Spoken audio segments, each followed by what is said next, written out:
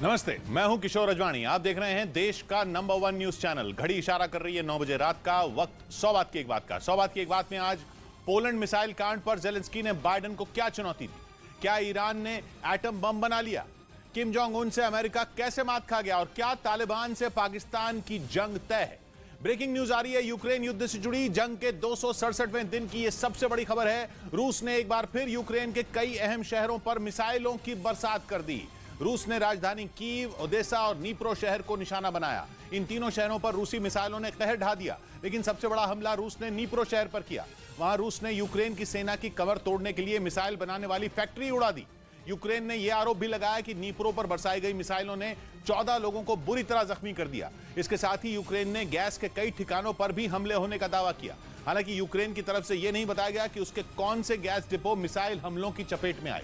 लेकिन नीप्रो शहर में हुए हमले का एक वीडियो यूक्रेन ने जरूर जारी किया। यूक्रेन ने दावा किया कि रूस ने सुबह के वक्त ही शहर पर मिसाइलें बरसानी शुरू कर दी, जिन्होंने पूरे नीप्रो शहर को दहला कर रख दिया। नीप्रो पर हुए हमले का एक वीडियो खुद यूक्रेन के राष्ट्रपति जेलेंस्की ने जारी किया, जिसमें सड़क पर जा रही एक कार के सामने अचानक एक भीषण धमाका होता दिखा। यह धमाका इतना तेज था कि सड़क पर चल रही कई गाड़ियां हिल गईं। यूक्रेन ने दावा किया कि इसी तरह कई दूसरी मिसाइलों ने शहर के अलग अलग हिस्सों में धमाके किए। दावा किया गया कि एक के बाद एक कई धमाकों से नीप्रो शहर थर्रा उठा। यूक्रेन के मुताबिक पिछले कई महीनों के बाद यह नीप्रो पर रूस का सबसे बड़ा हमला है, जिसमें उसने मिसाइल बनाने वाली एक बड़ी फैक्ट्री को धराशायी करने की कोशिश की। और इस हमले के बाद माना जा रहा है कि रूस ने यूक्रेन की रीढ़ पर वार करना शुरू कर दिया है, क्योंकि उसने एक ऐसे ठिकाने को हमले के लिए चुना जहां बड़े पैमाने पर मिसाइलें बनाई जाती हैं। और वहां बनी मिसाइलों का इस्तेमाल यूक्रेन ने जंग में भी किया। और माना जा रहा है कि इसी वजह से नीप्रो में मौजूद पीवदिनमश मिसाइल फैक्ट्री रूस के हमले का शिकार हो गई। यानी रूस ने उस जरिए को ही खत्म करने की कोशिश की जो उसकी सेना के लिए मुसीबत बना हुआ था। इसके साथ ही यूक्रेन ने दावा किया कि रूस ने उसके गैस प्लांटों पर भी मिसाइलें बरसाईं। और ये यूक्रेन के लिए ज्यादा बुरी खबर है, क्योंकि वहां सर्दियों की पहली बर्फबारी शुरू हो चुकी है। मतलब यह कि अब मार्च तक वहां हाड़ कपा देने वाली ठंड पड़ेगी। और इस ठंड से निपटने के लिए यूक्रेन के लोगों को बिजली के साथ गैस भी चाहिए। लेकिन रूस इन दोनों अहम चीजों के लिए यूक्रेन के लोगों को तड़पाना चाहता है। और माना जा रहा है कि इसी वजह से रूस ने यूक्रेन के पावर प्लांट के साथ अब गैस के ठिकानों पर भी नजर गड़ा दी है। पिछले कुछ हफ्तों से रूस ने चुन चुनकर यूक्रेन के पावर और हाइड्रो प्लांट पर मिसाइलें गिराई, जिससे कीव समेत कई शहरों में लाखों लोग बिजली के लिए तरसने लगे। साथ ही उन्हें आने वाली ठंड की चिंता भी सताने लगी। लेकिन अब रूस ने जो वार किया उससे यूक्रेन की मुसीबत बढ़ गई है, क्योंकि गैस नहीं होगी तो ठंड के साथ साथ भूख की दोहरी मार पड़ेगी। और ऐसे हालात यूक्रेन के लोगों का हौसला तोड़ने के लिए काफी होंगे। माना जा रहा है कि इसका असर यूक्रेन की सेना पर भी पड़ेगा। और यही तो रूस चाहता है कि किसी भी तरह जेलेंस्की के जवानों को पस्त किया जा सके, ताकि जब रूस यूक्रेन पर कई दिशाओं से अपना सबसे भीषण वार करे तो वो आसानी से उसके सामने घुटने टेक दे। क्योंकि इस बार भी रूस ने यूक्रेन के 3 अलग अलग हिस्सों में मौजूद शहरों को निशाना बनाया। माना जा रहा है कि इसके लिए रूस ने बेलारूस और काला सागर दोनों तरफ से मिसाइलों की बौछार की, जिन्होंने कीव, ओदेसा और नीप्रो शहर पर एक साथ अटैक किया। और कुछ ही देर में यूक्रेन के 3 शहर मिसाइलों की मार से कराहने लगे। कीव को तो रूस क्राइमिया के कर्ज ब्रिज पर हुए अटैक के बाद से ही कई बार दहला चुका है। लेकिन इस बार उसने कीव के साथ ओदेसा और नीप्रो पर भी मिसाइलें बरसाईं। ये तीनों शहर यूक्रेन के अलग अलग हिस्सों में हैं। यूक्रेन के दक्षिणी तट पर मौजूद ओदेसा काला सागर के किनारे बसा अहम शहर है, जबकि नीप्रो यूक्रेन के बीच में है। वहीं राजधानी कीव यूक्रेन के उत्तर में पड़ती है। और दावा किया गया कि रूस ने एक साथ तीनों शहरों पर मिसाइलें दागी। माना जा रहा है कि उसने कीव पर बेलारूस से, जबकि ओदेसा और नीप्रो पर काला सागर से मिसाइलें बरसाईं। यानी वो एक साथ कई मोर्चे खोलकर इस बात को परखना चाहता है कि यूक्रेन ऐसे हालात में किस तरह जवाब देगा। उधर जंग में तबाह होते यूक्रेन को नो फ्लाई जोन बनाने के मुद्दे पर नेटो में फूट पड़ गई। 2 दिन पहले रूस ने यूक्रेन पर बड़ा हमला किया था। खबर आई थी कि उसने वहां करीब 100 मिसाइलें दागी, जिन्होंने यूक्रेन की राजधानी कीव में तबाही का तांडव किया। रात में हुए इस हमले ने कीव को हिलाकर रख दिया, क्योंकि अक्टूबर में ही रूस ने उसकी हालत पतली कर दी थी। और इस तगड़े हमले ने रही सही कसर पूरी कर दी। हालत यह है कि अगर रूस ने एक और कड़ा प्रहार किया तो यूक्रेन की राजधानी कीव का भट्टा बैठ जाएगा। और इसी वजह से नेटो यूक्रेन को नो फ्लाई जोन बनाने के बारे में सोचने लगा, क्योंकि नो फ्लाई जोन में दुश्मन का विमान या फिर मिसाइल घुसते ही मार गिराई जाएगी। लेकिन नेटो के लिए यह करना इतना आसान नहीं होगा, क्योंकि उसमें शामिल कई देशों को इस पर आपत्ति है, जिसकी एक बड़ी वजह है रूस और नेटो की सीधी टक्कर रोकना। क्योंकि अगर यूक्रेन नो फ्लाई जोन बना तो नेटो देशों को उसकी हवाई सीमा की सुरक्षा करनी होगी और रूस के विमानों को मार गिराना होगा, जिसका मतलब यह हुआ कि नेटो यूक्रेन की ओर से रूस से जंग लड़ेगा। नेटो में शामिल जर्मनी जैसे देश इसी वजह से यूक्रेन को नो फ्लाई जोन बनाने के खिलाफ हैं। उसकी ओर से बयान भी आ गया कि हमें यूक्रेन जंग के चक्कर में रूस से सीधा टकराने से बचना चाहिए। हालांकि जर्मनी ने पोलैंड की हवाई सीमा को सुरक्षित रखने की प्लानिंग की। सीधा मतलब है जर्मनी नहीं चाहता कि नेटो किसी ऐसे देश की जंग में नाक घुसाए जो उसका हिस्सा ही नहीं है, और इसीलिए उसने बिना घुमाए फिराए बात की और यूक्रेन को नो फ्लाई जोन बनाने की मांग ठुकरा दी। वैसे जंग की शुरुआत से ही यूक्रेन मांग कर रहा है कि उसके आसमान को नो फ्लाई जोन बना दिया जाए। किसी भी निश्चित सीमा में हवाई उड़ानों पर बैन लगाना, उस इलाके को नो फ्लाई जोन घोषित करना होता है। शक्तिशाली सेना वाले देश अकेले या कुछ देश मिलकर एक सीमा में नो फ्लाई जोन बना सकते हैं। इसके लिए संयुक्त राष्ट्र की इजाजत लेनी होती है, लेकिन कुछ नेटो देश बिना संयुक्त राष्ट्र की सहमति के भी नो फ्लाई जोन बना चुके हैं और इस बार भी उनका कुछ ऐसा ही करने का मूड है, लेकिन जर्मनी ने मामला अटका दिया है। इस बीच यूक्रेन युद्ध में पुतिन के साथ खड़े बेलारूस ने नेटो देश पोलैंड पर आरोप लगाया कि वो बड़े हमले की तैयारी कर रहा है। बेलारूस का पड़ोसी पोलैंड जंग में शुरू से यूक्रेन का साथ दे रहा है। यूरोप और अमेरिका से मिले हथियार पोलैंड से होकर ही यूक्रेन पहुंच रहे हैं और इसी वजह से बेलारूस से उसकी ठनी हुई है। जिसके बाद उसने बड़ा आरोप लगाया कि पोलैंड कभी भी उस पर घातक हमला बोल सकता है। बेलारूस ने दावा किया कि इसके लिए पोलैंड बड़ी संख्या में खतरनाक हथियार जुटा रहा है, साथ ही वो अपने सैनिकों की संख्या भी बढ़ा रहा है। बेलारूस के मुताबिक उसके ऊपर हमले के लिए पोलैंड को अमेरिका और नेटो का साथ मिल रहा है। दावा किया गया कि अमेरिका और नेटो न सिर्फ पोलैंड को हथियार दे रहे हैं, बल्कि उसके सैनिकों को जंग की ट्रेनिंग भी दे रहे हैं और उन्हीं का सहारा लेकर पोलैंड बेलारूस को निशाना बनाने की तैयारी कर रहा है। बेलारूस ने आरोप लगाया कि रूस का साथ देने की वजह से वो अमेरिका और नेटो के निशाने पर है, लेकिन वो उस पर सीधा हमला नहीं बोल रहे हैं, बल्कि वो पोलैंड के कंधे पर रखकर बंदूक चला रहे हैं ताकि रूस से आमने सामने की जंग से बचा जा सके, जैसा कि अब तक उन्होंने यूक्रेन की जंग में किया भी है, जहां उनके दिए गए आधुनिक हथियारों ने रूसी सेना की कमर तोड़कर रख दी। अमेरिका और नेटो देशों ने हथियारों के साथ यूक्रेन की हर तरह से मदद की, लेकिन वो जंग में अपनी सेना उतारने से हमेशा बचते रहे और इसी वजह से बेलारूस अब ये दावा कर रहा है कि वो पोलैंड के पीछे छिपकर उस पर वार करेंगे। बेलारूस के मुताबिक अमेरिका और नेटो ने पोलैंड को हथियारों का गोदाम बना लिया है। वो बड़ी संख्या में वहां हथियार जमा कर रहे हैं। इसके साथ ही अमेरिका ने करीब 10,000 सैनिक भी कुछ रोज पहले पोलैंड भेजे थे, जबकि ये खबर भी आई थी कि अमेरिका पोलैंड में अपना एक परमानेंट बेस बनाएगा, जहां वो अपने लड़ाकू हेलीकॉप्टर अपाचे को तैनात करेगा। और अपने पड़ोस के देश की जमीन पर ऐसी सैन्य तैयारी देखकर ही बेलारूस के होश उड़ गए। यूक्रेन जंग में खुलकर पुतिन का साथ दे रहे बेलारूस को अपने ऊपर हमले की चिंता सताने लगी, जबकि पोलैंड पहले ही आशंका जता चुका है कि बेलारूस का दोस्त रूस उस पर ही हमले की तैयारी कर रहा है और इसके लिए वो एक बार फिर बेलारूस के रास्ते का इस्तेमाल कर सकता है, जैसा कि रूस ने यूक्रेन पर हमले के वक्त किया था। यही वजह है कि पोलैंड ने जून के बाद से ही अपनी ताकत बढ़ानी शुरू कर दी। इसके लिए उसने कई देशों के साथ मिलकर मिलिट्री ड्रिल भी की। ड्रिल में पोलैंड ने अपनी सेना की ताकत परखने के साथ साथ अमेरिका से मिले हथियारों का भी दम दिखाया। इसके साथ ही दावा किया गया कि पोलैंड ने पिछले कुछ महीनों में सैनिकों की ताबड़तोड़ भर्ती की है, जिससे उसकी सेना में सैनिकों की संख्या 3 लाख के पार पहुंच गई। इतना ही नहीं, पोलैंड ने अपने नए सैनिकों की ट्रेनिंग के लिए अमेरिका और नेटो का साथ भी लिया। लेकिन वो सिर्फ सैनिकों की संख्या ही नहीं बढ़ा रहा है, बल्कि अपने हथियारों के भंडार को भी मजबूती देने में जुटा है। इसके लिए पोलैंड बड़े पैमाने पर आधुनिक और घातक हथियारों की खरीद कर रहा है, जिसमें सबसे खास है हाइमार्स मल्टीपल रॉकेट लॉन्चर, जिसके लिए पोलैंड ने अमेरिका से बड़ी डील की। ये वही मल्टीपल रॉकेट लॉन्चर है जिसने यूक्रेन जंग में रूस की सेना के पसीने छुड़ा दिए। इसके साथ ही पोलैंड ने अमेरिका से 32 खतरनाक F-35 फाइटर जेट और 250 एब्रम्स टैंक भी खरीदे। और पोलैंड अमेरिका से ही नहीं बल्कि दक्षिण कोरिया से भी बड़े पैमाने पर हथियार खरीद रहा है। उसने दक्षिण कोरिया से 180 K2 ब्लैक पैंथर टैंक और 212 K9 थंडर तोप की खरीद की है। साथ ही पोलैंड और दक्षिण कोरिया में 48 FA-50 फाइटर जेट की भी डील हुई है। माना जा रहा है कि पोलैंड की हथियारों की खरीद देखकर ही बेलारूस ये आरोप लगा रहा है कि वो उस पर हमला करने की तैयारी में है।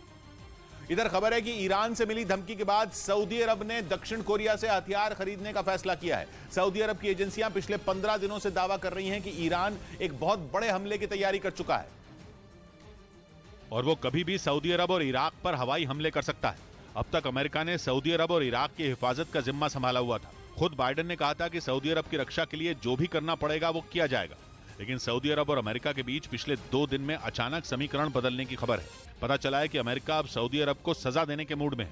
इसके पीछे कच्चे तेल का खेल माना जा रहा है, लेकिन अहम यह है कि इस खींचतान के बीच सऊदी अरब ने अपनी रक्षा खुद करने का फैसला कर लिया है। इसीलिए सऊदी अरब अपनी रक्षा को मजबूत करने के लिए बहुत बड़ा निवेश कर सकता है। माना जा रहा है कि सऊदी अरब के क्राउन प्रिंस मोहम्मद बिन सलमान के दक्षिण कोरिया पहुंचने पर कुछ बड़े फैसले हो सकते हैं। और माना जा रहा है कि मजबूत एयर डिफेंस सिस्टम के अलावा कुछ ताकतवर मिसाइलों की भी डील हो सकती है। ईरान के हथियारों का दम पिछले 1.5 महीने से पूरी दुनिया देख रही है। और खासतौर पर ईरान के आत्मघाती ड्रोन ने यूक्रेन में तबाही मचा रखी है। इसीलिए सऊदी अरब फिलहाल सुरक्षा से जुड़े किसी भी खतरे को हल्के में लेने के मूड में नहीं है। सऊदी अरब दशकों से रूस के हथियारों का बड़ा ग्राहक रहा है। यूक्रेन में जंग छिड़ने से पहले भी चर्चा थी कि रूस और सऊदी अरब के बीच कोई बड़ी डील हो सकती है। ये deal S-400 air defence system की होने की चर्चा थी, लेकिन रूस पर लगे आर्थिक प्रतिबंधों के बाद वो डील अधूरी ही रह गई। ऐसे में सऊदी अरब को लग रहा है कि रूस की कमी दक्षिण कोरिया पूरी कर सकता है। दक्षिण कोरिया और सऊदी अरब के बीच हथियारों से जुड़ी कुछ डील इससे पहले भी हो चुकी है। माना जा रहा है कि दक्षिण कोरिया की कुछ कंपनियों के साथ एयर डिफेंस सिस्टम पर पहले से सौदेबाजी चल रही है। और सूत्रों के मुताबिक सऊदी अरब चाहता है कि हथियारों की प्रोडक्शन उसके ही देश में हो। सऊदी अरब के क्राउन प्रिंस मोहम्मद बिन सलमान का इरादा यह है कि धीरे धीरे सऊदी अरब में भी हथियारों का उत्पादन शुरू किया जाए। इसीलिए इस बार की डील में वो दक्षिण कोरिया की कंपनियों के सामने ये शर्त रख सकते हैं। मोहम्मद बिन सलमान का दक्षिण कोरिया जाना पहले से तय था। 2019 के बाद पहली बार सऊदी अरब का कोई बड़ा नेता दक्षिण कोरिया जा रहा है, लेकिन सबसे अहम है उनके दौरे की टाइमिंग। उनके जाने से ठीक पहले अमेरिका का तेल के मुद्दे पर आंख दिखाना दक्षिण कोरिया का फायदा करा सकता है। ईरान के हमले की आशंका को सऊदी अरब बेहद गंभीरता से ले रहा है। वहां तेल की कंपनियों के और सेना के कई ऐसे ठिकाने हैं जिन पर बड़ा खतरा है। अगर दक्षिण कोरिया से डील हो भी जाती है तो उन्हें डिफेंस सिस्टम मिलने में कई महीने लग सकते हैं। मतलब ये कि सऊदी अरब की ये डील फौरन उसके काम आने वाली नहीं है, लेकिन रक्षा के मामले में आत्मनिर्भर बनने की दिशा में ये सऊदी अरब का बड़ा कदम साबित हो सकता है। इस बीच रूस की सेना ने एक वीडियो जारी किया जिसमें उसके जवान घातक हथियारों से जंग की ट्रेनिंग लेते दिखे। बताया गया कि इन नए जवानों को ट्रेनिंग देने के बाद जंग के मैदान में उतारा जाएगा, जहां वो जेलेंस्की की सेना से सीधे मुकाबला करेंगे। सैनिकों की ट्रेनिंग का जो वीडियो सामने आया उसमें कई जवान ग्रेनेड लॉन्चर से दुश्मन पर कहर बरपाने का अभ्यास करते नजर आए। रूस के सैनिकों ने अलग अलग तरह के ग्रेनेड लॉन्चर से हमले की ट्रेनिंग ली। यही नहीं, उन्होंने कई तरह की आधुनिक राइफलों के जरिए भी दुश्मन को घेर कर ढेर करने का अभ्यास किया। पुतिन के जवान दिए गए टारगेट पर गोलियां बरसाते नजर आए। बताया गया कि रूसी सैनिकों को जंग के अलग अलग हालात बनाकर उनसे निपटने की ट्रेनिंग दी गई। उधर खबर है कि G20 शिखर सम्मेलन में चीन और अमेरिका के बीच हुई बातचीत से किम आग बबूला हो गए। दावा है कि वहां बाइडेन ने शी जिनपिंग से कोरिया के हथियारों की टेस्टिंग रोकने में मदद की अपील की थी। खबर है कि इससे नाराज किम जोंग उन ने 3 दिन बाद ही बैलिस्टिक मिसाइल की टेस्टिंग की, जिसका मकसद यह दिखाना था कि उत्तर कोरिया अमेरिका और चीन से डरने वाला नहीं है। दक्षिण कोरिया का दावा है कि किम जोंग उन ने उसकी सीमा के करीब समंदर में बैलिस्टिक मिसाइल दागी। असल में दक्षिण कोरिया ने किम के हथियारों के परीक्षण को रोकने के लिए अमेरिका से मदद मांगी थी, जिसके बाद जो बाइडेन ने चीन से सीधे दखल देने को कहा था। लेकिन खबर है कि इसी बात से नाराज किम जोंग उन ने बैलिस्टिक मिसाइल दागकर अपने इरादे साफ कर दिए। बताया गया कि उत्तर कोरिया ने कुछ दिनों पहले भी ऐसी ही एक बैलिस्टिक मिसाइल का परीक्षण किया था। दक्षिण कोरिया का आरोप है कि किम परमाणु परीक्षण की तैयारी में है। बताया जा रहा है कि कई तरह की मिसाइलों के टेस्ट के बाद वो परमाणु परीक्षण करना चाहते हैं। खबर है कि उन्होंने 2 ऐसी क्रूज मिसाइलों का भी टेस्ट किया है जिनमें परमाणु हथियार लोड किए जा सकते हैं। इधर तुर्की ने कुर्द लड़ाकों के ठिकानों की तबाही से जुड़ा एक वीडियो जारी किया जिसमें उनके खतरनाक हथियार नजर आए। तुर्की लगातार कुर्द लड़ाकों के सफाए में जुटा है और उन्हें केवल तुर्की ही नहीं, तुर्की के आसपास के देशों में भी मार रहा है। यही नहीं, उन्हें मारने के बाद वो सबूत भी दिखाता है, क्योंकि तुर्की दुनिया को बताना चाहता है कि वो जिन्हें आतंकी कहता है उनका खात्मा करने के लिए वो किसी भी देश में घुस सकता है। तुर्की एक बार फिर उत्तरी इराक में घुसा, जहां उसने क्लॉ लॉक ऑपरेशन के तहत कुर्द लड़ाकों के कई ठिकानों को उड़ाया। ये वो ऑपरेशन है जिसे वो तुर्की के पड़ोसी देश में कुर्द लड़ाकों के सफाई के लिए चला रहा है, और इसी के तहत उसने उत्तरी इराक में बमबारी की। यही नहीं, हवाई हमले के बाद उसने वीडियो जारी किया जिसमें वो हथियार नजर आए जिन्हें कुर्द लड़ाकों के ठिकानों से जब्त किया गया था। तुर्की ने दावा किया कि इन हथियारों में एंटी टैंक मिसाइल और रॉकेट लॉन्चर भी शामिल हैं। यानी तुर्की की दुश्मन कही जाने वाली कुर्दिस्तान वर्कर्स पार्टी के पास भी खतरनाक हथियार हैं, और इसीलिए तुर्की उसके लड़ाकों को जल्द से जल्द खत्म कर देना चाहता है। इस बीच यूक्रेन के मीडिया ने दावा किया कि क्राइमिया के जनकोई शहर में एक बार फिर बड़े धमाके हुए, जिसके बाद माना जा रहा है कि जनकोई एक बार फिर हमले का शिकार हो गया। 2014 से ही रूस का वहां कब्जा है और वहां उसके कई मिलिट्री बेस होने का दावा किया जाता है, और कहा जा रहा है कि उन्हीं में किसी एक मिलिट्री बेस को निशाना बनाया गया। दावा है कि धमाकों की वजह से मिलिट्री बेस को काफी नुकसान पहुंचा, जिसके बाद वहां के एयर डिफेंस सिस्टम को एक्टिव कर दिया गया और एयर डिफेंस सिस्टम की तैनाती के बाद माना जा रहा है कि जनकोई पर मिसाइलों से हमला किया गया। हालांकि रूस ऐसा नहीं मान रहा है, उसने मिलिट्री बेस पर हुए धमाकों की वजह नहीं बताई, लेकिन माना जा रहा है ये धमाके यूक्रेन की मिसाइलों की वजह से ही हुए, क्योंकि जनकोई क्राइमिया का अहम शहर है। वहाँ रूस ने अपने हथियारों के कई डिपो बना रखे हैं। इसके साथ ही उसे क्राइमिया का ट्रांसपोर्ट हब भी कहा जाता है और माना जा रहा है कि इसी वजह से बार बार इस शहर पर हमला बोला जा रहा है। सितंबर के महीने में भी जनकोई में एक मिलिट्री बेस पर वार किया गया था, तब भी रूस को बड़ा नुकसान होने का दावा किया गया था और उस वक्त भी रूस ने उस हमले के पीछे यूक्रेन का हाथ होने से इनकार कर दिया था, जबकि उसके एक मिलिट्री बेस को ही उड़ा दिया गया था। लेकिन रूस ने यूक्रेन का नाम नहीं लिया था। माना जा रहा है कि रूस ये नहीं चाहता कि इस बात पर मोहर लग जाए कि यूक्रेन की पहुंच क्राइमिया तक हो गई है, यानी वो क्राइमिया के किसी भी शहर पर वार कर सकता है, क्योंकि अगर ऐसा हो गया तो फिर पुतिन को जग हसाई से कोई बचा नहीं पाएगा। ये चर्चा आम हो जाएगी कि यूक्रेन जीतने चले पुतिन के हाथ से क्राइमिया भी फिसल गया। माना जा रहा है कि इसी वजह से रूस वहां के शहरों पर हमले की बात पर चुप्पी साध लेता है। उधर ईरान और रूस की दोस्ती ने इजराइल की टेंशन बढ़ा दी, क्योंकि इजराइल को लग रहा है कि ईरान और रूस की दोस्ती सीरिया में उसकी दिक्कत बढ़ा सकती है और उसे वहां ईरान के खिलाफ ऑपरेशन चलाने में परेशानी होगी। क्योंकि ईरान ने रूस को जो आत्मघाती ड्रोन दिए हैं, उनकी वजह से ईरान और रूस के रिश्ते बहुत अच्छे हो चुके हैं, क्योंकि ईरान के ड्रोन से यूक्रेन में अच्छा खासा नुकसान हुआ और रूस को कई इलाकों में ज़ेलेंस्की की सेना को मजा चखाने का मौका मिला। लेकिन ये बात इजराइल को परेशान कर रही है, क्योंकि खबर है कि वहां की सुरक्षा एजेंसी को लग रहा है कि ईरान ड्रोन के बदले रूस से सीरिया में मदद मांगेगा, क्योंकि ईरान और रूस दोनों ही सीरिया की बशर अल असद सरकार के साथ हैं।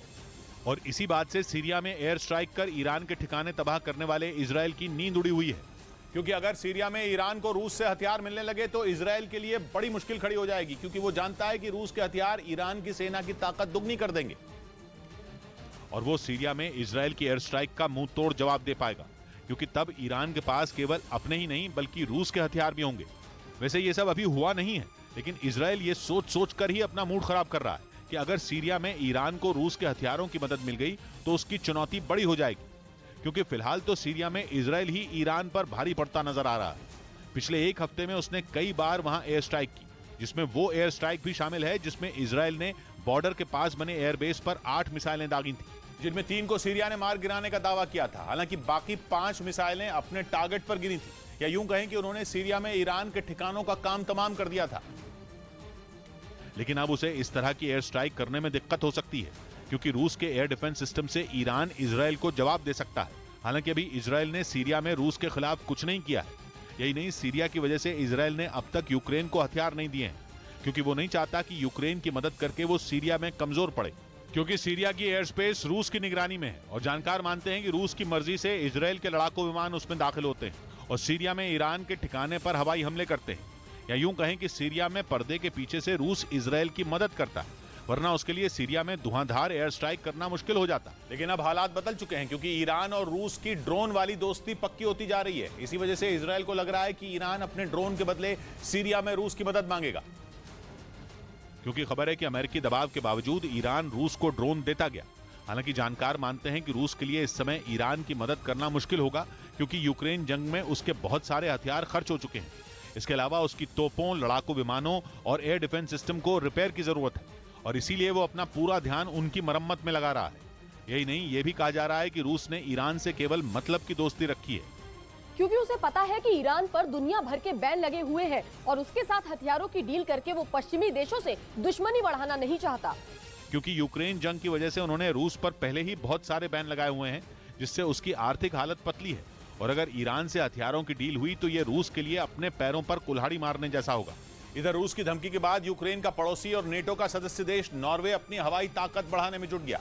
पश्चिमी मीडिया ने दावा किया कि नॉर्वे ने F-35 फाइटर जेट को घातक मिसाइल से लैस करने के लिए अमेरिका के साथ बड़ी मिलिट्री डील कर ली, ताकि अगर रूस हमला करे तो वो F-35 फाइटर जेट की मदद से उस पर मिसाइलों की बरसात कर सके, जिसके लिए वो अपने F-35 के बेड़े को दुनिया की सबसे खतरनाक माने जाने वाली अमेरिका की AMRAAM यानी advanced medium range air to air missile से लैस करेगा, जिसे एक बार फाइटर जेट से दाग दिया जाए तो फिर यह टारगेट को तबाह करके ही दम लेती है, क्योंकि इस मिसाइल का अपना रडार सिस्टम होता है जिसकी मदद से ये लॉन्च होने के बाद खुद ही अपने शिकार को ढूंढ लेती है। और नॉर्वे ने इस मिसाइल को खरीदने के लिए अमेरिका के साथ $50 करोड़ यानी भारतीय रुपयों में 4000 करोड़ से ज्यादा का करार किया है, जिससे अंदाजा लगाया जा सकता है कि रूस की धमकी से नॉर्वे किस कदर घबरा गया है। क्योंकि मिसाइल के लिए उसने अमेरिका से जो डील की है उसे नॉर्वे के इतिहास की अब तक की सबसे बड़ी मिलिट्री डील बताया जा रहा है। और नॉर्वे का डर जायज भी है, क्योंकि यूक्रेन युद्ध की शुरुआत से वो नेटो के साथ डटकर खड़ा है और पिछले दिनों उसने रूस की सीमा के पास अपनी मिलिट्री को अलर्ट रहने का आदेश भी दे दिया था, जिससे रूस का पारा चढ़ गया और उसने नॉर्वे को अंजाम भुगतने की चेतावनी दे दी। अब नॉर्वे इस बात से खौफ में है कि पुतिन की मिसाइलें उसे कभी भी निशाना बना सकती हैं। क्योंकि पहले क्राइमिया के कर्ज ब्रिज और फिर खैरसॉन में बाजी पलटने के बाद जो हुआ उसे पूरी दुनिया ने देखा। पुतिन ने ऐसा बदला लिया कि मिसाइलों की बौछार से पूरा यूक्रेन कांप उठा था। ऐसे में नॉर्वे भी रूस की धमकी को हल्के में लेता नहीं दिख रहा और उसने हमलों से निपटने के लिए कमर कस ली। इस बीच तुर्की के राष्ट्रपति एर्दोआन ने वो बयान दे दिया जिससे पूरी दुनिया पर मंडरा रहा परमाणु युद्ध का खतरा टलने की उम्मीद जग गई। उन्होंने दावा किया कि रूस और अमेरिका परमाणु हथियारों का इस्तेमाल नहीं करने पर राजी हो गए हैं। जबकि अब तक आशंका जताई जा रही थी कि यूक्रेन जंग में कई मोर्चों पर रूसी सेना की हार से बौखलाए पुतिन किसी भी वक्त परमाणु बम का बटन दबा सकते हैं, जिसका सीधा मतलब होता तीसरा विश्व युद्ध, क्योंकि अमेरिका और पश्चिमी देश भी रूस के परमाणु बम का जवाब परमाणु बम से देते और अगर ऐसा होता तो पूरी दुनिया में तबाही मच जाती। माना जा रहा है इसी तबाही को रोकने के लिए पिछले दिनों तुर्की की राजधानी अंकारा में दोनों देशों की खुफिया एजेंसियों के प्रमुखों की बैठक हुई थी। और इसी बैठक का हवाला देते हुए तुर्की के राष्ट्रपति ने दावा किया कि फिलहाल दोनों देशों के बीच परमाणु जंग टालने पर सहमति बन गई और उन्होंने रूस और अमेरिका से बातचीत का सिलसिला जारी रखने की अपील की ताकि भविष्य में कभी दुनिया पर परमाणु युद्ध का खतरा न मंडराए। उधर समंदर में चीन की बढ़ती दादागिरी पर लगाम लगाने के लिए क्वाड में शामिल देश अमेरिका, भारत, जापान और ऑस्ट्रेलिया की नौसेना ने युद्ध का अभ्यास किया। ये मिलिट्री ड्रिल 8 नवंबर से शुरू हुई थी, जिसे Japan maritime self defence force ने आयोजित किया था, जिसमें चारों देशों की नौसेना ने समंदर में अपनी ताकत का प्रदर्शन किया। इस मिलिट्री ड्रिल के कुछ वीडियो भी सामने आए, जिनमें समंदर का सीना चीरते हुए कई युद्धपोत दुश्मन पर कहर बरपाते हुए आगे बढ़ते दिखे। 15 नवंबर तक चले इस मालाबार युद्धाभ्यास में भारतीय नौसेना की ओर से आईएनएस शिवालिक और आईएनएस कमोटा शामिल हुए। ये दोनों ही स्वदेशी युद्धपोत हैं। इनके अलावा 4 PHI टोही विमान, हेलीकॉप्टर और पनडुब्बियों ने भी अपना दम दिखाया, जबकि अमेरिका की तरफ से nuclear aircraft carrier Ronald Reagan समेत 11 युद्धपोतों ने हिस्सा लिया। ये military drill East China Sea के पास जापान के योकोसुका में आयोजित की गई थी, जिसके जरिए क्वाड देशों ने चीन को ये चेतावनी भी दी कि अगर उसने समंदर को अपनी जागीर समझने की कोशिश की तो उसे करारा जवाब दिया जाएगा। इधर पुतिन के वफादार रमजान कादिरोव को यूक्रेन में मोस्ट वांटेड घोषित कर दिया गया। यूक्रेन ने कादिरोव पर खैरसॉन के लोगों पर कहर बरपाने का आरोप लगाया और 8 महीने से यूक्रेन में युद्ध लड़ रहे चेचन कमांडर रमजान कादिरोव को मोस्ट वांटेड घोषित कर दिया। मतलब यह कि यूक्रेन की सिक्योरिटी सर्विस यूनिट SBU को रमजान कादिरोव की तलाश है। वो कादिरोव को इस तरीके से ढूंढ रही है मानो यूक्रेन के लिए चेचन कमांडर का मिलना जंग जीतने से कम नहीं। क्योंकि ज़ेलेंस्की ये बात अच्छे तरीके से जानते हैं कि कादिरोव इस युद्ध की बेहद अहम कड़ी है और वो जंग को अलग दिशा में मोड़ने के लिए काफी है। इसलिए चेचन कमांडर यूक्रेन के टारगेट पर हैं और यही वजह है कि ज़ेलेंस्की ऐसा कोई मौका नहीं खोना चाहते कि युद्ध में उन्हें कोई बड़ा नुकसान हो और उनकी एक गलती इतनी भारी पड़ जाए कि पुतिन जश्न मनाए और ज़ेलेंस्की को मुंह की खानी पड़े। माना जा रहा है कि यूक्रेन ने कादिरोव को ऐसे समय में मोस्ट वांटेड घोषित किया जब खूंखार कमांडर रमजान कादिरोव ने इंतकाम लेने का ऐलान कर दिया। कादिरोव का यह गुस्सा यूक्रेन की उस स्ट्राइक के बाद फूट पड़ा जिसमें कादिरोव के 40 लड़ाकों को यूक्रेन की सेना ने मौत की नींद सुला दिया था। वो लोग ज़ेलेंस्की की फौज की मिसाइलों का शिकार बन गए थे। खैरसॉन में कादिरोव के ठिकाने पर ज़ेलेंस्की के जवानों ने इतनी मिसाइलें बरसाई थीं कि उनके लड़ाकों को भागने तक का मौका नहीं मिला और तब यह दावा किया गया कि मिसाइलों की ताबड़तोड़ मार से 40 से ज्यादा चेचन लड़ाकों की मौत हो गई। जो बच गए थे वो भी बुरे हाल में दिखाई दिए और माना जा रहा है कि अपने लड़ाकों का ऐसा हाल देखकर कादिरोव का खून खौल गया था। ये मंजर देखकर उन्होंने यूक्रेन को दुनिया के नक्शे से मिटा देने की कस्में खा ली। गुस्से की आग में जल रहे कादिरोव ने ज़ेलेंस्की से सबसे बड़ा बदला लेने की धमकी दे दी और माना जा रहा है कि रमजान कादिरोव की इस धमकी के बाद यूक्रेन दहशत में आ गया है, क्योंकि कादिरोव का इतिहास सबसे खूंखार रहा है और अब लगने लगा है कि आने वाले दिनों में ही कादिरोव कुछ ऐसा करेंगे जो यूक्रेन के लिए बर्बादी ला सकता है। क्योंकि पहले भी यूक्रेन के अलग अलग शहरों के साथ कीव पर ताबड़तोड़ हमलों में कादिरोव के लड़ाकों ने रूसी सेना की मदद की थी। उनके दम पर ही एक के बाद एक मिसाइलों को रूस ने यूक्रेन पर दागा था और देखते ही देखते पूरे कीव की तस्वीर बदल गई थी। अब एक बार फिर यूक्रेन पर वही खतरा मंडराने लगा है, क्योंकि खबर है कि कादिरोव यूक्रेन की जंग का रूस की जीत के साथ दी एंड करने के मिशन पर चल पड़े हैं। कादिरोव पहले भी ये कह चुके हैं कि भले ही यूक्रेन के साथ पूरी दुनिया खड़ी हो जाए, लेकिन यूक्रेन ज्यादा वक्त तक रूस के आगे नहीं टिक पाएगा। और तो और कुछ रोज पहले ही उन्होंने पुतिन को यह सलाह दी थी कि जंग को खत्म करने के लिए वो यूक्रेन पर हमला कर दें, ताकि जेलेंस्की को एक तगड़ा झटका लगे और वो घुटने टेक दें। इसलिए यूक्रेन के लिए जंग में कादिरोव सबसे बड़े विलन बनकर उभरे हैं, जिन्हें उसने मोस्ट वांटेड घोषित कर दिया और उनकी तलाश में यूक्रेन की सिक्योरिटी सर्विस यूनिट जुट गई। इस बीच रूस को एक और झटका लगा। उसे और बेलारूस को अंतर्राष्ट्रीय पैरालंपिक कमेटी से निलंबित कर दिया गया। यानी अब दोनों ही देश पैरालंपिक खेलों में हिस्सा नहीं ले पाएंगे। यूक्रेन के खिलाफ जंग की वजह से आईपीसी यानी अंतर्राष्ट्रीय पैरालंपिक कमेटी ने रूस को निलंबित किया। वहीं बेलारूस पर जंग में उसका साथ देने की वजह से कार्रवाई हुई। रूस के खिलाफ आए प्रस्ताव पर 64 में 39 देशों ने सहमति जताई, जबकि बेलारूस के विरोध में 54 में 45 देशों ने साथ दिया। उधर खबर है कि यूक्रेन के जवानों को स्पेन ट्रेनिंग देने वाला है। वो यूक्रेन के 2000 से ज्यादा सैनिकों को युद्ध के गुर सिखाएगा, जो स्वीडन की मिलिट्री एकेडमी में ही ठहरेंगे। और वहीं उनको ट्रेनिंग दी जाएगी। स्पेन यूरोपीय यूनियन के मिशन के तहत यूक्रेन के सैनिकों को ट्रेनिंग देगा, जिसका मकसद रूस के खिलाफ यूक्रेन की लड़ाई को मजबूत करना है। स्पेन के रक्षा मंत्रालय ने जानकारी दी कि वो 2400 जवानों को ट्रेन करेगा। इधर दावा किया गया कि अमेरिका के शक्तिशाली मल्टीपल रॉकेट लॉन्चर सिस्टम हाइमार्स को रूस डिकोड करने में जुटा है। ऐसा इसलिए क्योंकि जंग की शुरुआत से ही यह पुतिन की सेना के लिए सिरदर्द बना हुआ है और युद्ध में यूक्रेन की सबसे बड़ी ताकत बनकर उभरा है। यूरेशियन टाइम्स वेबसाइट ने दावा किया कि रूस अब इससे दागी जाने वाली मिसाइलों की जांच में लगा है, ताकि इससे बेहतर मिसाइल बनाकर यूक्रेन और अमेरिका को सबक सिखा सके। जानकारी के मुताबिक रूस हाइमार्स के सटीक निशाना लगाने की तकनीक को समझने की कोशिश में है, जिसका इस्तेमाल वो अपने मिसाइल सिस्टम में करना चाहता है। वहीं रूस के हाथ हाइमार्स की मिसाइल लगते ही अमेरिका और यूक्रेन की चिंता बढ़ गई, जिसके बाद दावा यह किया गया कि रूस तक हाइमार्स पहुंचाने का काम किसी तीसरे देश ने किया, जिसे डिकोड कर वो इसकी कमजोरी का पता लगाने में जुट गया, ताकि यूक्रेन के वार को बेअसर किया जा सके। दावा है कि वो हाइमार्स के उन हिस्सों के बारे में जानकारी जुटाना चाहता है जहां वार करने से उसका निशाना बिगाड़ा जा सके। यानी कुल मिलाकर रूस की कोशिश हाइमार्स को यूक्रेन के इलाके में ही बर्बाद कर ऐसी तबाही मचाने की है जिससे वो दहल उठे। उधर पश्चिमी मीडिया ने दावा किया कि यूक्रेन की सेना अब लुहांस्क पर बड़ा हमला करने की तैयारी में है, ताकि खैरसॉन की तरह वहां से भी रूसी सेना को खदेड़ा जा सके।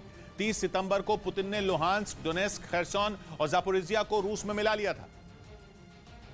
लेकिन इसके बाद भी इन प्रांतों में यूक्रेन की सेना ने पुतिन की फौज के आगे घुटने नहीं टेके। सबसे पहले जेलेंस्की के सैनिकों ने खैरसॉन को पुतिन के चंगुल से छुड़ाने के लिए वहां ताबड़तोड़ हमले किए। कई दिनों तक चली भीषण जंग के बाद यूक्रेन की सेना ने वहां के कई इलाकों को रूस से छीन लिया। दावा किया गया कि पश्चिमी देशों से मिले हथियारों से यूक्रेन ने इतने जोरदार हमले किए कि रूसी सेना के पैर ही उखड़ गए। पश्चिमी मीडिया का दावा है कि खैरसॉन में रूसी फौज के पिछड़ने के बाद पुतिन ने वहां से अपने सैनिकों को निकल जाने का आदेश दे दिया, जिसके बाद जेलेंस्की की सेना ने खैरसॉन के एक बड़े हिस्से पर कब्जा कर लिया। और अब खबर है कि खैरसॉन की तरह ही लुहांस्क को भी पुतिन के कब्जे से छुड़ाने के लिए यूक्रेन ने अपनी तैयारियों को धार देना शुरू कर दिया है। और दावा किया जा रहा है कि रूसी सेना पर प्रहार करने के लिए यूक्रेन की फौज वहां भारी संख्या में ताकतवर टैंकों को तैनात कर रही है। इसके अलावा ड्रोन और मिसाइलों से भी हमले करने की प्लानिंग की जा रही है, ताकि पुतिन की सेना को संभलने का मौका ही न मिले। असल में खैरसॉन में जीत हासिल करने के बाद यूक्रेन के सैनिकों के हौसले बुलंद हैं। वो दुगने जोश के साथ लुहांस्क को भी रूस से छीनने के लिए अपनी पूरी ताकत से जुटे हैं। पश्चिमी मीडिया के मुताबिक रूसी सैनिकों के खैरसॉन से वापस जाने के बाद यूक्रेन को वहां हथियारों का जखीरा मिला है, जिसका इस्तेमाल यूक्रेन के सैनिक रूस के ही खिलाफ करने की तैयारी में है। मतलब ये कि खैरसॉन के हाथ से निकलने के बाद रूस के लिए लुहांस्क को बचाना सबसे बड़ी चुनौती है। दावा तो ये तक किया जा रहा है कि लुहांस्क में मौजूद रूसी सेना को खदेड़ने के लिए यूक्रेन बड़े ड्रोन हमले की प्लानिंग भी कर चुका है। और अगर खैरसॉन की तरह लुहांस्क को भी यूक्रेन ने रूस से छीन लिया तो यह पुतिन के लिए बड़ा झटका होगा। पश्चिमी मीडिया का दावा है कि यूक्रेन जंग में रूसी सेना लगातार पिछड़ती जा रही है और यूक्रेन की सेना का पलड़ा भारी होता जा रहा है, क्योंकि कुछ रोज पहले ही यूक्रेन ने लुहांस्क में रूसी सैनिकों के सरेंडर करने का दावा किया था। सबूत के तौर पर उसने बाकायदा एक वीडियो भी जारी किया था, जिसमें रूसी सैनिकों के हाथ बंधे हुए नजर आए थे। दावा किया गया कि रूस ने नए भर्ती किए गए इन सैनिकों को लुहांस्क में तैनात किया था, लेकिन यूक्रेन की सेना ने जोरदार हमले कर इन्हें सरेंडर करने के लिए मजबूर कर दिया। यूक्रेन का दावा है कि रूस अब इतना बौखला गया है कि लुहांस्क में पुलों को तबाह करने में जुटा है। यही नहीं, वो बारूदी सुरंगें भी बिछाने में लगा है, ताकि यूक्रेन की सेना को आगे बढ़ने से रोका जा सके। पश्चिमी मीडिया का दावा है कि जापोरिजिया और डोनेस्क में भी यूक्रेन ने रूस की हालत खस्ता कर दी है। बताया यह भी जा रहा है कि लुहांस्क में जीत हासिल करने के बाद यूक्रेन की सेना जापोरिजिया और डोनेस्क की तरफ कूच कर जाएगी। इस बीच खबर है कि रूसी सेना तक ईरान के घातक ड्रोन पहुंचाए जाने के रूट का पर्दाफाश हो गया। पश्चिमी मीडिया ने दावा किया कि ईरान ने यात्री विमानों के जरिए रूस को शाहिद 136 ड्रोन की सप्लाई की थी। जिनकी मदद से अक्टूबर की शुरुआत में पुतिन की सेना ने कीव में कोहराम मचा दिया था। उसने यूक्रेन के पावर प्लांट तबाह किए और तुर्की के बारकताश TB2 ड्रोन को धूल चटाई। पिछले 1.5 महीने से ईरान के आत्मघाती ड्रोन यूक्रेन की जंग का रुख पलट रहे हैं। रूस की सेना बड़े पैमाने पर ईरान के ड्रोन का इस्तेमाल कर रही है। ऐसे में सवाल उठ रहे थे कि इतनी बड़ी संख्या में आखिर ईरान के ड्रोन रूसी सेना के पास कैसे पहुंचे, जिसका जवाब पश्चिमी मीडिया की एक रिपोर्ट ने दिया और दावा किया कि ईरान ने पुराने हो चुके 4 बोइंग 747 यात्री विमानों के जरिए रूस तक ये ड्रोन पहुंचाए, जिसके लिए इन विमानों ने पिछले कुछ महीनों में 70 बार रूस के लिए उड़ान भरी और उन्हें वहां के हवाई अड्डों पर बने रूसी सेना के ठिकानों पर देखा गया। खबर है कि इन्हीं विमानों की मदद से ईरान जल्द ही रूस को ड्रोन के साथ ही मिसाइलों की भी बड़ी खेप भेजने की तैयारी में जुटा है। और कहा जा रहा है कि पुतिन की सेना भी ईरान की इन मिसाइलों का बेसब्री से इंतजार कर रही है, क्योंकि पश्चिमी मीडिया यह दावा कर चुका है कि रूसी फौज के पास मिसाइलों की भारी किल्लत है और इसीलिए वो पिछले कुछ हफ्तों से मिसाइलें दागने के बजाय आत्मघाती ड्रोन का इस्तेमाल कर रहे हैं। लेकिन अब ईरान के ड्रोन ही नहीं बल्कि ईरान की मिसाइलें भी इस जंग में इस्तेमाल होंगी। खबर है कि ईरान की 2 मिसाइलें ऐसी हैं जिन्हें रूस भेजे जाने की तैयारी हो चुकी है। पहली है फतेह 110। ये ऐसी मिसाइल है जो जमीन से जमीन पर वार करती है और छोटी दूरी पर निशाना साधने में बेजोड़ है। ईरान की फौज भी फतेह 110 मिसाइल का इस्तेमाल कर रही है, जबकि दूसरी मिसाइल का नाम है जुल्फकार। ये लंबी दूरी तक निशाना साधने में माहिर है। ऊपर से मिसाइल में लगे सेंसर ऐसे हैं कि किसी भी रडार के लिए इसे पकड़ना मुश्किल है। मतलब ये कि एक बार ये मिसाइल दाग दी गई तो इससे बचना मुश्किल ही नहीं नामुमकिन भी हो सकता है। इसीलिए ईरान की मिसाइलों के पहुंचने से पहले ही यूक्रेन की फौज में दहशत बढ़ने की खबर है। कहा जा रहा है कि जेलेंस्की ने अमेरिका पर दबाव बढ़ाना शुरू कर दिया ताकि किसी भी तरह जल्द से जल्द यूक्रेन को इन मिसाइलों को हवा में मार गिराने के लिए आधुनिक एयर डिफेंस सिस्टम मिल सके। यूक्रेन को लगता है कि एयर डिफेंस सिस्टम की मदद से वो रूस के वार को नाकाम कर सकता है। दूसरी तरफ ईरान पर दबाव बनाने की कोशिशें भी नए सिरे से शुरू हो गईं। और ईरान ने ये पहली बार मान लिया है कि उसने रूस को ड्रोन सप्लाई किए थे। लेकिन ईरान ने दलील दी कि उसने जंग शुरू होने से पहले रूस को ये ड्रोन पहुंचाए थे, जबकि पश्चिमी मीडिया ने दावा किया कि ईरान ने अगस्त के महीने में हजारों की संख्या में रूस को ड्रोन सप्लाई किए थे और इससे पहले भी रूस के कार्गो प्लेन ईरान से ड्रोन का बड़ा जखीरा ला चुके थे। उधर खबर है कि यूक्रेन में मार गिराए गए ईरान के ड्रोन की जांच में इस बात की पुष्टि हो गई कि उसमें अमेरिका और इजरायल के पुर्जे लगे थे। इस बात का दावा पश्चिमी मीडिया ने यूक्रेन की एक जांच रिपोर्ट के हवाले से किया। ईरान ने यह ड्रोन रूस को यूक्रेन के खिलाफ जंग लड़ने के लिए दिया था और रूस ने कीव समेत कई शहरों में ईरान के खतरनाक ड्रोन से तबाही मचा दी थी। ईरान के शाहिद 136 ड्रोन के हमले को देखकर लगने लगा था कि यूक्रेन के पास इसका कोई जवाब ही नहीं है। रूस जब चाहता था वो शाहिद 136 ड्रोन से यूक्रेन के शहरों पर हमला बोल देता था, लेकिन इसके ताबड़तोड़ हमलों के बीच ही यूक्रेन ने कई बार यह दावा किया कि उसने कई शाहिद 136 ड्रोन ढेर कर दिए। और इसी के बाद यह खबर आई थी कि ईरान के ड्रोन में अमेरिका और इजरायल के उपकरण लगे हुए हैं। लेकिन अब दावा किया गया कि यूक्रेन की जांच रिपोर्ट में इस बात की पुष्टि हो गई। दावा है कि ईरान के ड्रोन में सिर्फ अमेरिका और इजरायल ही नहीं बल्कि जापान और दूसरे कई देशों के उपकरणों का भी इस्तेमाल किया गया। लेकिन ड्रोन में जो सबसे अहम पुर्जा इस्तेमाल किया गया वैसा उपकरण इजरायल की कंपनी बनाती है।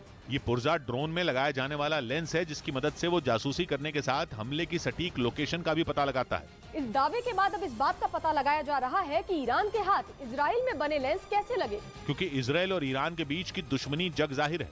ऐसे में माना जा रहा है कि लेंस बनाने वाली कंपनी का हाथ इसके पीछे हो सकता है। हालांकि इस खबर के सामने आने के बाद ये चर्चा भी तेज हो गई कि यूक्रेन को उसी ड्रोन ने परेशान किया जिसमें उसके मददगार अमेरिका के भी उपकरण का इस्तेमाल किया गया। इधर यूक्रेन की जंग में पहले तुर्की के बारकताश और अब ईरान के शाहिद ड्रोन का दम देखने के बाद चीन ने ड्रोन का काम तमाम करने वाला हथियार बना लिया। वो भी ऐसा हथियार जिसे किसी विस्फोटक की जरूरत नहीं बल्कि वो लेजर से ही ड्रोन को जलाकर राख कर सकता है। यानी ड्रोन का ऐसा किलर जो बिना किसी धमाके के चुपके से ही शिकार कर ले और दुश्मन की कमर तोड़कर रख दे। अपने एक एयर शो में चीन ने LW-30 laser defence weapon system को दुनिया के सामने पेश किया। बताया गया कि चीन का ये एंटी ड्रोन सिस्टम तेज भी है और किफायती भी। उसका एक वार महज $2 यानी भारतीय रुपयों में महज 163 रुपए का पड़ता है। और तो और बाकी एयर डिफेंस सिस्टम के मुकाबले चीन का ये लेजर सिस्टम कई टारगेट पर एक साथ और सटीक निशाना साध सकता है। जंग में ड्रोन के बढ़ते इस्तेमाल को देखते हुए कई देश laser based anti drone system बना रहे हैं। इजरायल भी इसे बना चुका है और हाल ही में ब्रिटेन ने भी अपनी लेजर कैनन का टेस्ट किया है।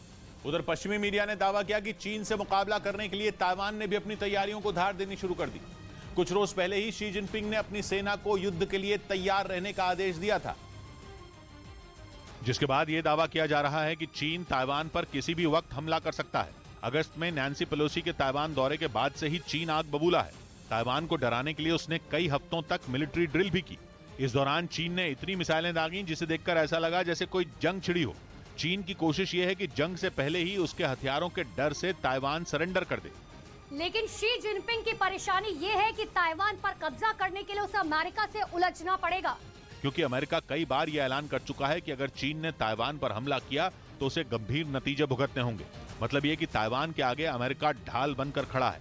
इसी वजह से ताइवान चीन के हर पैंतरे का करारा जवाब भी दे रहा है। और अब खबर है कि चीन को धूल चटाने के लिए ताइवान ने अपनी तैयारियां तेज कर दी। मतलब ये कि अगर जंग हुई तो ताइवान भी चीन पर जवाबी हमले के लिए तैयार है। इस बीच चीनी सेना को चित करने के लिए ताइवान ने हेलीकॉप्टर की तरह दिखने वाले ड्रोन का परीक्षण किया,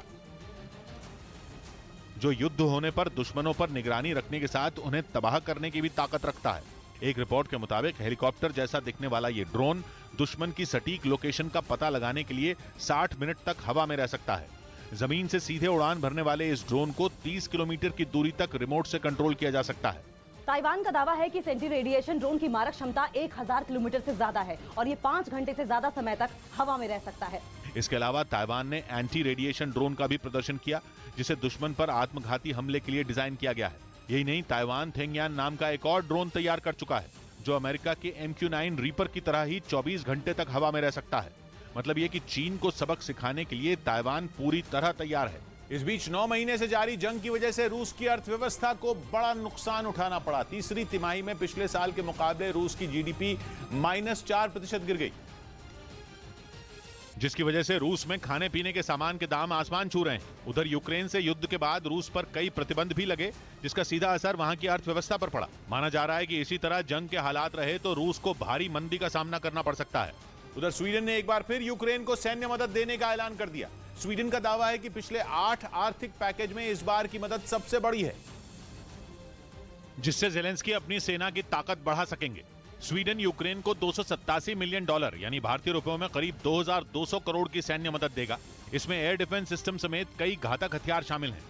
इधर खबर है कि ग्रीस से तनाव के बीच तुर्की को अमेरिका से F-16 फाइटर जेट मिलने पर संकट मंडराने लगा है, क्योंकि पश्चिमी मीडिया ने दावा किया कि अमेरिका के 20 से ज्यादा सांसद इस डील के खिलाफ खड़े हो गए। जबकि तुर्की ये उम्मीद लगाए बैठा था कि अमेरिका से एडवांस्ड F-16 लड़ाकू विमान मिलने पर उसके लिए भूमध्य सागर में ग्रीस पर नकेल कसना आसान हो जाएगा, क्योंकि F-16 के वाइपर वर्जन को दुश्मनों का काल माना जाता है। और खबर है कि पिछले दिनों इंडोनेशिया में हुई G20 देशों की बैठक के दौरान अमेरिका ने तुर्की को इस डील पर बात आगे बढ़ाने का भरोसा भी दिया था, जिसके लिए अमेरिका के राष्ट्रपति बाइडेन ने तुर्की के राष्ट्रपति से मुलाकात भी की थी। लेकिन इससे पहले कि डील अंजाम तक पहुंच पाती, अमेरिका में ही इसका विरोध तेज हो गया और वहां के 20 से ज्यादा सांसदों ने अमेरिकी संसद को चिट्ठी लिखकर किसी भी कीमत पर इस सौदे पर रोक लगाने की मांग कर दी, जिसके लिए तुर्की की ग्रीस के साथ जारी तनातनी को सबसे बड़ी वजह बताया गया। और आशंका जताई गई कि अमेरिका का F-16 फाइटर जेट 2 नेटो देशों के बीच जंग भड़का सकता है, क्योंकि भूमध्य सागर के टापुओं पर हक के मुद्दे पर दोनों देशों के बीच जारी तनाव जंग की कगार तक पहुंच चुका है। और हाल के महीनों में ग्रीस पर दबाव बनाने के लिए तुर्की ने कई बार मिलिट्री ड्रिल के जरिए अपनी हवाई ताकत का प्रदर्शन भी किया। डील का विरोध कर रहे अमेरिकी सांसदों का आरोप है कि तुर्की ने मिलिट्री ड्रिल में अपने पास पहले से मौजूद F-16 लड़ाकू विमानों को भी शामिल किया था। और अकेले सितंबर के महीने में तुर्की के 16 F-16 फाइटर जेट 110 बार ग्रीस की हवाई सीमा में दाखिल हुए। और इसीलिए डील को आगे बढ़ाने के लिए बाइडेन के सामने ये शर्त रखी गई कि वो अमेरिकी संसद को गारंटी दे कि तुर्की F-16 फाइटर जेट का इस्तेमाल ग्रीस के खिलाफ नहीं करेगा। हालांकि ये पहला मौका नहीं है जब अमेरिका में तुर्की को F-16 बेचे जाने का विरोध हुआ है। इससे पहले भी अमेरिका के 50 से ज्यादा सांसद इस सौदे पर सख्त ऐतराज जता चुके हैं। और माना जा रहा है कि अब तुर्की को भी ये अंदेशा हो चुका है कि फिलहाल F-16 के सौदे पर बात आगे बढ़ना मुश्किल है, इसीलिए उसने कुर्द लड़ाकों के बहाने अमेरिका को धमकाना शुरू कर दिया। और इसके लिए पिछले दिनों इस्तांबुल में हुए हमलों को मुद्दा बनाया, जिनकी वजह से हुए धमाकों की आवाज से पूरा शहर दहल उठा था। इस्तांबुल में कुछ ही दिनों के अंदर 2 बार हमलों के बाद तुर्की की सरकार का पारा 7वें आसमान पर पहुंच गया। तुर्की ने इन हमलों के लिए कुर्द लड़ाकों को जिम्मेदार ठहराया। उसने आरोप लगाया कि अमेरिका कुर्द लड़ाकों के साथ है और साजिश रचने में उनकी मदद कर रहा है। इसके साथ ही उसने यह भी साफ कर दिया कि कुर्द लड़ाकों का खात्मा करने के लिए वो किसी भी ताकतवर देश से दुश्मनी मोल ले सकता है, फिर चाहे वो नेटो में उसका सहयोगी अमेरिका ही क्यों ना हो। उधर पुतिन की सेना के एक और कर्नल की रहस्यमयी हालात में मौत हो गई। कई सवाल खड़े हो गए। पश्चिमी मीडिया ने दावा किया कि रूस की आर्मी के कर्नल को रूस के जवानों ने ही गोली मारकर मौत के घाट उतार दिया। क्योंकि पुतिन के आदेश पर वो यूक्रेन युद्ध के लिए रिजर्व फोर्स तैयार कर रहे थे, जिसमें जबरन लोगों को भर्ती किया जा रहा था। पश्चिमी मीडिया का दावा है कि जबरन सेना में भर्ती होने का विरोध कर रहे कुछ लोगों ने ही उनकी गोलियां मारकर हत्या कर दी। हालांकि रूस ने दावा किया कि उनके कर्नल की हत्या नहीं हुई, बल्कि उन्होंने खुदकुशी की है। पश्चिमी मीडिया के हवाले से जानकारी दी गई कि मारे गए कर्नल वादिम बॉयका की ड्यूटी एक मोबिलाइजेशन कैंप में लगी थी, जहां वो सेना के लिए नई भर्तियां कर रहे थे और जवानों को ट्रेनिंग दे रहे थे। बताया गया कि ट्रेनिंग सेशन खत्म होने के बाद जब वो अपने ऑफिस में घुसे तो वहाँ गोलियां चलने की आवाज आई और बाद में उनका शव वहाँ से बरामद किया गया। इस घटना के बाद रूस में पुतिन के खिलाफ बगावत की खबरों ने एक बार फिर जोर पकड़ लिया और पश्चिमी मीडिया ने दावा किया कि बहुत जल्द सैनिकों की ये बगावत पुतिन के लिए बड़ी मुसीबत बन सकती है। असल में रूस की सेना के कई अधिकारी पहले भी अपने जवानों के विरोध का सामना कर चुके हैं और ये आरोप भी लगा चुके हैं कि पुतिन के आदेश पर आम लोगों को जबरन जंग में झोंका जा रहा है। पश्चिमी मीडिया की खबर है कि खैरसोन में घुटनों पर आने के बाद रूस की सेना के हौसले पस्त हो चुके हैं, इसलिए नए भर्ती जवानों को सख्त ट्रेनिंग दी जा रही है ताकि वो किसी भी सूरत में मैदान छोड़कर न भागें। रूस के राष्ट्रपति ने करीब 3 लाख नए सैनिकों की रिजर्व फोर्स तैयार करने का आदेश दिया था, लेकिन नए सैनिकों की बगावत और कर्नल रैंक के अधिकारी की हत्या से उनके इस टारगेट को पूरा होने में वक्त लग सकता है। पश्चिमी मीडिया का ये दावा भी है कि कर्नल की हत्या के बाद रूस की सेना के कई अधिकारी नए सैनिकों को ट्रेनिंग देने से डर रहे हैं। इस बीच पश्चिमी मीडिया ने दावा किया कि पुतिन की सेना यूक्रेन की तरफ से लड़ रहे विदेशी लड़ाकों और पश्चिमी देशों के हथियारों को निशाना बना रही है। बताया गया कि पुतिन ने इन लड़ाकों पर कहर बरपाने की खुली छूट दे दी है ताकि ऐसे हमले किए जा सकें जो उन्हें ज्यादा से ज्यादा नुकसान पहुंचाएं। पश्चिमी मीडिया के मुताबिक पुतिन यूक्रेन की तरफ से लड़ रहे विदेशी लड़ाकों का हर हाल में सफाया चाहते हैं। कहा जा रहा है कि इसीलिए रूसी फौज उन्हें चुन चुन कर मारने की कोशिश कर रही है।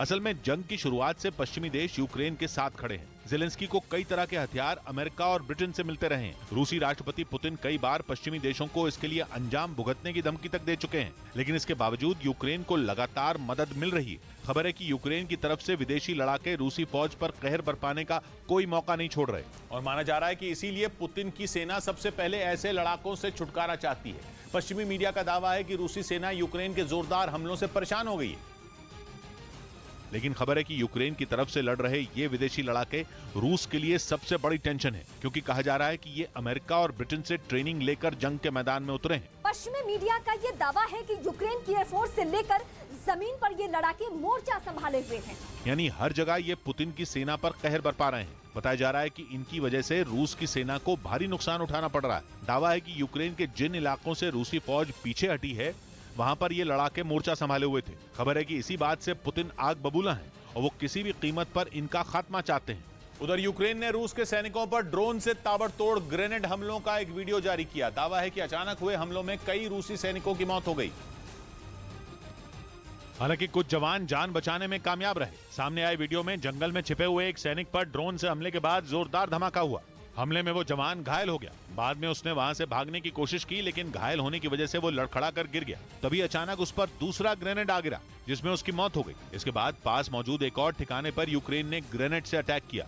वहां भी कुछ सैनिक मारे गए, जबकि कुछ जवान जान बचाने के लिए भागते दिखे। इधर अमेरिका ने यह दावा किया कि यूक्रेन से रूस की सेना को बाहर निकालना नामुमकिन है। अमेरिका की तरफ से यह बयान ऐसे समय में दिया गया जब पोलैंड में मिसाइल गिरने की वजह से नेटो देशों में हड़कंप मचा है, क्योंकि मिसाइल गिरने की वजह से वहां 2 लोगों की मौत हो चुकी है। यूक्रेन का दावा है कि मिसाइल रूस की तरफ से दागी गई थी, जबकि रूस का आरोप है कि यूक्रेन ने जानबूझकर पोलैंड से मिसाइल से अटैक किया था, क्योंकि ज़ेलेंस्की ये बात अच्छी तरह से जानते हैं कि उनकी सेना रूसी सेना को यूक्रेन से अकेले नहीं खदेड़ सकती। इसी वजह से ये दावा किया जा रहा है कि यूक्रेन ने साजिश के तहत नेटो की सेना को जंग में उतारने के लिए पोलैंड पर मिसाइल से हमला किया था। इस बीच अमेरिकी सेना के जनरल मार्क मिली ने यह दावा किया कि रूस को यूक्रेन से बाहर निकालना नामुमकिन है। The probability of that happening anytime soon is not high. हालांकि उन्होंने ये भी कहा कि जंग में रूस हर मोर्चे पर नाकाम रहा है और वो किसी भी सूरत में युद्ध नहीं जीत सकता। उधर यूक्रेन के एयर डिफेंस सिस्टम पर हमले का एक वीडियो सामने आया है, जिस पर ड्रोन से बम गिराया गया, जिसके टारगेट पर हिट होते ही जोरदार धमाका हुआ और आग की लपटों के साथ एयर डिफेंस सिस्टम पर लगे रेडार से धुआं निकलने लगा। इसके बाद जो हुआ, ब्रेक के बाद धमाका इतना तेज था कि सड़क पर चल रही कई गाड़ियां हिल गईं। यूक्रेन ने दावा किया कि इसी तरह कई दूसरी मिसाइलों ने शहर के अलग अलग हिस्सों में धमाके किए। दावा किया गया कि एक के बाद एक कई धमाकों से नीप्रो शहर थर्रा उठा। यूक्रेन के मुताबिक पिछले कई महीनों के बाद ये नीप्रो पर रूस का सबसे बड़ा हमला है, जिसमें उसने मिसाइल बनाने वाली एक बड़ी फैक्ट्री को धराशायी करने की कोशिश की। और इस हमले के बाद माना जा रहा है कि रूस ने यूक्रेन की रीढ़ पर वार करना शुरू कर दिया है, क्योंकि उसने एक ऐसे ठिकाने को हमले के लिए चुना जहां बड़े पैमाने पर मिसाइलें बनाई जाती हैं, और वहां बनी मिसाइलों का इस्तेमाल यूक्रेन ने जंग में भी किया। और माना जा रहा है कि इसी वजह से नीप्रो में मौजूद पीवदिनमश मिसाइल फैक्ट्री रूस के हमले का शिकार हो गई। यानी रूस ने उस जरिए को ही खत्म करने की कोशिश की जो उसकी सेना के लिए मुसीबत बना हुआ था। इसके साथ ही यूक्रेन ने दावा किया कि रूस ने उसके गैस प्लांटों पर भी मिसाइलें बरसाईं, और ये यूक्रेन के लिए ज्यादा बुरी खबर है, क्योंकि वहां सर्दियों की पहली बर्फबारी शुरू हो चुकी है। मतलब यह कि अब मार्च तक वहां हाड़ कपा देने वाली ठंड पड़ेगी, और इस ठंड से निपटने के लिए यूक्रेन के लोगों को बिजली के साथ गैस भी चाहिए। लेकिन रूस इन दोनों अहम चीजों के लिए यूक्रेन के लोगों को तड़पाना चाहता है। और माना जा रहा है कि इसी वजह से रूस ने यूक्रेन के पावर प्लांट के साथ अब गैस के ठिकानों पर भी नजर गड़ा दी है। पिछले कुछ हफ्तों से रूस ने चुन चुनकर यूक्रेन के पावर और हाइड्रो प्लांट पर मिसाइलें गिराई, जिससे कीव समेत कई शहरों में लाखों लोग बिजली के लिए तरसने लगे। साथ ही उन्हें आने वाली ठंड की चिंता भी सताने लगी। लेकिन अब रूस ने जो वार किया उससे यूक्रेन की मुसीबत बढ़ गई है, क्योंकि गैस नहीं होगी तो ठंड के साथ साथ भूख की दोहरी मार पड़ेगी, और ऐसे हालात यूक्रेन के लोगों का हौसला तोड़ने के लिए काफी होंगे। माना जा रहा है कि इसका असर यूक्रेन की सेना पर भी पड़ेगा, और यही तो रूस चाहता है कि किसी भी तरह जेलेंस्की के जवानों को पस्त किया जा सके, ताकि जब रूस यूक्रेन पर कई दिशाओं से अपना सबसे भीषण वार करे तो वो आसानी से उसके सामने घुटने टेक दें। क्योंकि इस बार भी रूस ने यूक्रेन के 3 अलग अलग हिस्सों में मौजूद शहरों को निशाना बनाया। माना जा रहा है कि इसके लिए रूस ने बेलारूस और काला सागर दोनों तरफ से मिसाइलों की बौछार की, जिन्होंने कीव, ओदेसा और नीप्रो शहर पर एक साथ अटैक किया, और कुछ ही देर में यूक्रेन के 3 शहर मिसाइलों की मार से कराहने लगे। कीव को तो रूस क्राइमिया के कर्ज ब्रिज पर हुए अटैक के बाद से ही कई बार दहला चुका है, लेकिन इस बार उसने कीव के साथ ओदेसा और नीप्रो पर भी मिसाइलें बरसाईं। ये तीनों शहर यूक्रेन के अलग अलग हिस्सों में हैं। यूक्रेन के दक्षिणी तट पर मौजूद ओदेसा काला सागर के किनारे बसा अहम शहर है, जबकि नीप्रो यूक्रेन के बीच में है। वहीं राजधानी कीव यूक्रेन के उत्तर में पड़ती है, और दावा किया गया कि रूस ने एक साथ तीनों शहरों पर मिसाइलें दागी। माना जा रहा है कि उसने कीव पर बेलारूस से, जबकि ओदेसा और नीप्रो पर काला सागर से मिसाइलें बरसाईं। यानी वो एक साथ कई मोर्चे खोलकर इस बात को परखना चाहता है कि यूक्रेन ऐसे हालात में किस तरह जवाब देगा। उधर जंग में तबाह होते यूक्रेन को नो फ्लाई जोन बनाने के मुद्दे पर नेटो में फूट पड़ गई। 2 दिन पहले रूस ने यूक्रेन पर बड़ा हमला किया था। खबर आई थी कि उसने वहां करीब 100 मिसाइलें दागी, जिन्होंने यूक्रेन की राजधानी कीव में तबाही का तांडव किया। रात में हुए इस हमले ने कीव को हिलाकर रख दिया, क्योंकि अक्टूबर में ही रूस ने उसकी हालत पतली कर दी थी, और इस तगड़े हमले ने रही सही कसर पूरी कर दी। हालत यह है कि अगर रूस ने एक और कड़ा प्रहार किया तो यूक्रेन की राजधानी कीव का भट्टा बैठ जाएगा, और इसी वजह से नेटो यूक्रेन को नो फ्लाई जोन बनाने के बारे में सोचने लगा, क्योंकि नो फ्लाई जोन में दुश्मन का विमान या फिर मिसाइल घुसते ही मार गिराई जाएगी। लेकिन नेटो के लिए यह करना इतना आसान नहीं होगा, क्योंकि उसमें शामिल कई देशों को इस पर आपत्ति है, जिसकी एक बड़ी वजह है रूस और नेटो की सीधी टक्कर रोकना। क्योंकि अगर यूक्रेन नो फ्लाई जोन बना तो नेटो देशों को उसकी हवाई सीमा की सुरक्षा करनी होगी और रूस के विमानों को मार गिराना होगा, जिसका मतलब यह हुआ कि नेटो यूक्रेन की ओर से रूस से जंग लड़ेगा। नेटो में शामिल जर्मनी जैसे देश इसी वजह से यूक्रेन को नो फ्लाई जोन बनाने के खिलाफ हैं। उसकी ओर से बयान भी आ गया कि हमें यूक्रेन जंग के चक्कर में रूस से सीधा टकराने से बचना चाहिए। हालांकि जर्मनी ने पोलैंड की हवाई सीमा को सुरक्षित रखने की प्लानिंग की। सीधा मतलब है जर्मनी नहीं चाहता कि नेटो किसी ऐसे देश की जंग में नाक घुसाए जो उसका हिस्सा ही नहीं है, और इसीलिए उसने बिना घुमाए फिराए बात की और यूक्रेन को नो फ्लाई जोन बनाने की मांग ठुकरा दी। वैसे जंग की शुरुआत से ही यूक्रेन मांग कर रहा है कि उसके आसमान को नो फ्लाई जोन बना दिया जाए। किसी भी निश्चित सीमा में हवाई उड़ानों पर बैन लगाना उस इलाके को नो फ्लाई जोन घोषित करना होता है। शक्तिशाली सेना वाले देश अकेले या कुछ देश मिलकर एक सीमा में नो फ्लाई जोन बना सकते हैं। इसके लिए संयुक्त राष्ट्र की इजाजत लेनी होती है, लेकिन कुछ नेटो देश बिना संयुक्त राष्ट्र की सहमति के भी नो फ्लाई जोन बना चुके हैं, और इस बार भी उनका कुछ ऐसा ही करने का मूड है, लेकिन जर्मनी ने मामला अटका दिया है। इस बीच यूक्रेन युद्ध में पुतिन के साथ खड़े बेलारूस ने नेटो देश पोलैंड पर आरोप लगाया कि वो बड़े हमले की तैयारी कर रहा है। बेलारूस का पड़ोसी पोलैंड जंग में शुरू से यूक्रेन का साथ दे रहा। यूरोप और अमेरिका से मिले हथियार पोलैंड से होकर ही यूक्रेन पहुंच रहे हैं, और इसी वजह से बेलारूस से उसकी ठनी हुई है। जिसके बाद उसने बड़ा आरोप लगाया कि पोलैंड कभी भी उस पर घातक हमला बोल सकता है। बेलारूस ने दावा किया कि इसके लिए पोलैंड बड़ी संख्या में खतरनाक हथियार जुटा रहा है, साथ ही वो अपने सैनिकों की संख्या भी बढ़ा रहा है। बेलारूस के मुताबिक उसके ऊपर हमले के लिए पोलैंड को अमेरिका और नेटो का साथ मिल रहा है। दावा किया गया कि अमेरिका और नेटो न सिर्फ पोलैंड को हथियार दे रहे हैं, बल्कि उसके सैनिकों को जंग की ट्रेनिंग भी दे रहे हैं। और उन्हीं का सहारा लेकर पोलैंड बेलारूस को निशाना बनाने की तैयारी कर रहा है। बेलारूस ने आरोप लगाया कि रूस का साथ देने की वजह से वो अमेरिका और नेटो के निशाने पर है। ब्रेकिंग न्यूज आ रही है यूक्रेन युद्ध से जुड़ी। जंग के 267वें दिन की यह सबसे बड़ी खबर है। रूस ने एक बार फिर यूक्रेन के कई अहम शहरों पर मिसाइलों की बरसात कर दी। रूस ने राजधानी कीव, ओदेसा और नीप्रो शहर को निशाना बनाया। इन तीनों शहरों पर रूसी मिसाइलों ने कहर ढा दिया, लेकिन सबसे बड़ा हमला रूस ने नीप्रो शहर पर किया। वहां रूस ने यूक्रेन की सेना की कमर तोड़ने के लिए मिसाइल बनाने वाली फैक्ट्री उड़ा दी। यूक्रेन ने यह आरोप भी लगाया कि नीप्रो पर बरसाई गई मिसाइलों ने 14 लोगों को बुरी तरह जख्मी कर दिया। इसके साथ ही यूक्रेन ने गैस के कई ठिकानों पर भी हमले होने का दावा किया। हालांकि यूक्रेन की तरफ से यह नहीं बताया गया कि उसके कौन से गैस डिपो मिसाइल हमलों की चपेट में आए, लेकिन नीप्रो शहर में हुए हमले का एक वीडियो यूक्रेन ने जरूर जारी किया। यूक्रेन ने दावा किया कि रूस ने सुबह के वक्त ही शहर पर मिसाइलें बरसानी शुरू कर दी, जिन्होंने पूरे नीप्रो शहर को दहला कर रख दिया। नीप्रो पर हुए हमले का एक वीडियो खुद यूक्रेन के राष्ट्रपति जेलेंस्की ने जारी किया, जिसमें सड़क पर जा रही एक कार के सामने अचानक एक भीषण धमाका होता दिखा। यह धमाका इतना तेज था कि सड़क पर चल रही कई गाड़ियां हिल गईं। यूक्रेन ने दावा किया कि इसी तरह कई दूसरी मिसाइलों ने शहर के अलग अलग हिस्सों में धमाके। ब्रेकिंग न्यूज आ रही है। पोलैंड में मिसाइल गिरने से मचे बवाल पर रूस ने आरोप लगाया कि यूक्रेन रूस और नेटो के बीच युद्ध करवाना चाहता है, जिसके लिए वो पोलैंड में गिरी मिसाइलों के मुद्दे को हवा दे रहा है और अमेरिका को उकसा रहा है। इससे पहले यूक्रेन ने दावा किया कि पोलैंड में जो 2 मिसाइलें गिरी थी वो उसकी नहीं, रूस की थी, जबकि नेटो, अमेरिका और खुद पोलैंड ने माना है कि दोनों मिसाइलें रूस की नहीं है।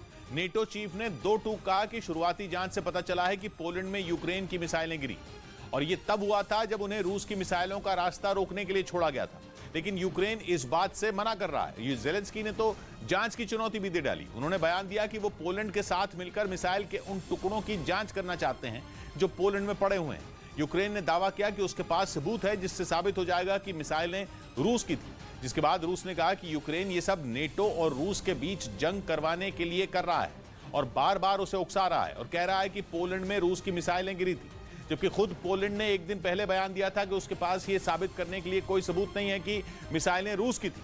रही बात अमेरिका और बाकी नेटो देशों की, तो वो भी कह चुके हैं कि पोलैंड में गिरी मिसाइलें रूस की नहीं हो सकती।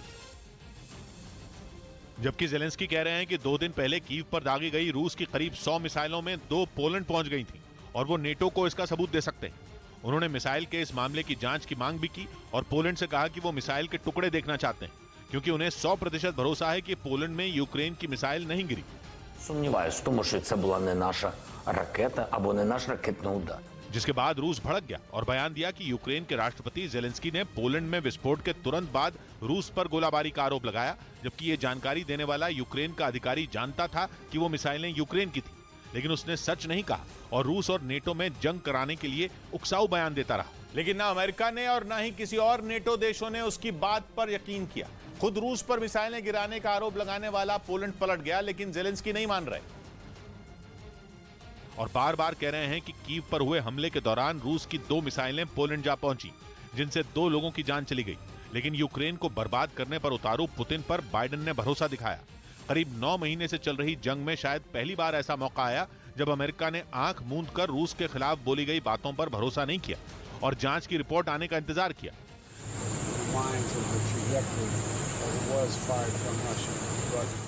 जंग शुरू होने के बाद यूक्रेन कई बार नेटो से नाराजगी जता चुका है। उसने ये तक आरोप लगाया था कि नेटो उसे समय पर हथियार नहीं दे रहा क्योंकि वो नेटो का हिस्सा नहीं है, लेकिन कहा जा रहा है कि इस बार उसने पोलैंड को प्यादा बनाया और नेटो को रूस से जंग के लिए उकसाने की कोशिश की। लेकिन लगता है कि नेटो ने जेलेंस्की की चाल पकड़ ली, क्योंकि यूक्रेन पोलैंड के बहाने नेटो को जंग में घसीट सकता है और इसीलिए उसने ये चाल चली। लेकिन रूस और कुछ हद तक बाइडेन ये समझ गए कि जेलेंस्की चाल चल रहे हैं, क्योंकि हो सकता है कि रूसी मिसाइल को रोकने के लिए दागी गई मिसाइल मिसफायर होकर पोलैंड में जा गिरी हो। यूक्रेन के पास जो मिसाइलें हैं उनका एक बड़ा हिस्सा रूस में बनता है, तो संभावना है कि पोलैंड को मिला मिसाइल का मलबा यूक्रेन की उसी मिसाइल का हो जो रूस में बनी थी और मुमकिन है कि यूक्रेन इसी चीज का फायदा उठा रहा हो, क्योंकि कीव पर हमले के बाद उसकी कमर टूट चुकी है, हथियार खत्म हो रहे हैं और अगर उसने ये साबित कर दिया कि पोलैंड में रूस की मिसाइलें गिरी थी तो उसकी चाल कामयाब हो जाएगी और नेटो जंग में कूद पड़ेगा। लेकिन लगता है कि पुतिन और बाइडेन दोनों ने जेलेंस्की की साजिश का पता लगा लिया है, वरना दोनों पोलैंड में मिसाइलें गिरने के मामले में एक जैसी बातें नहीं कर रहे होते।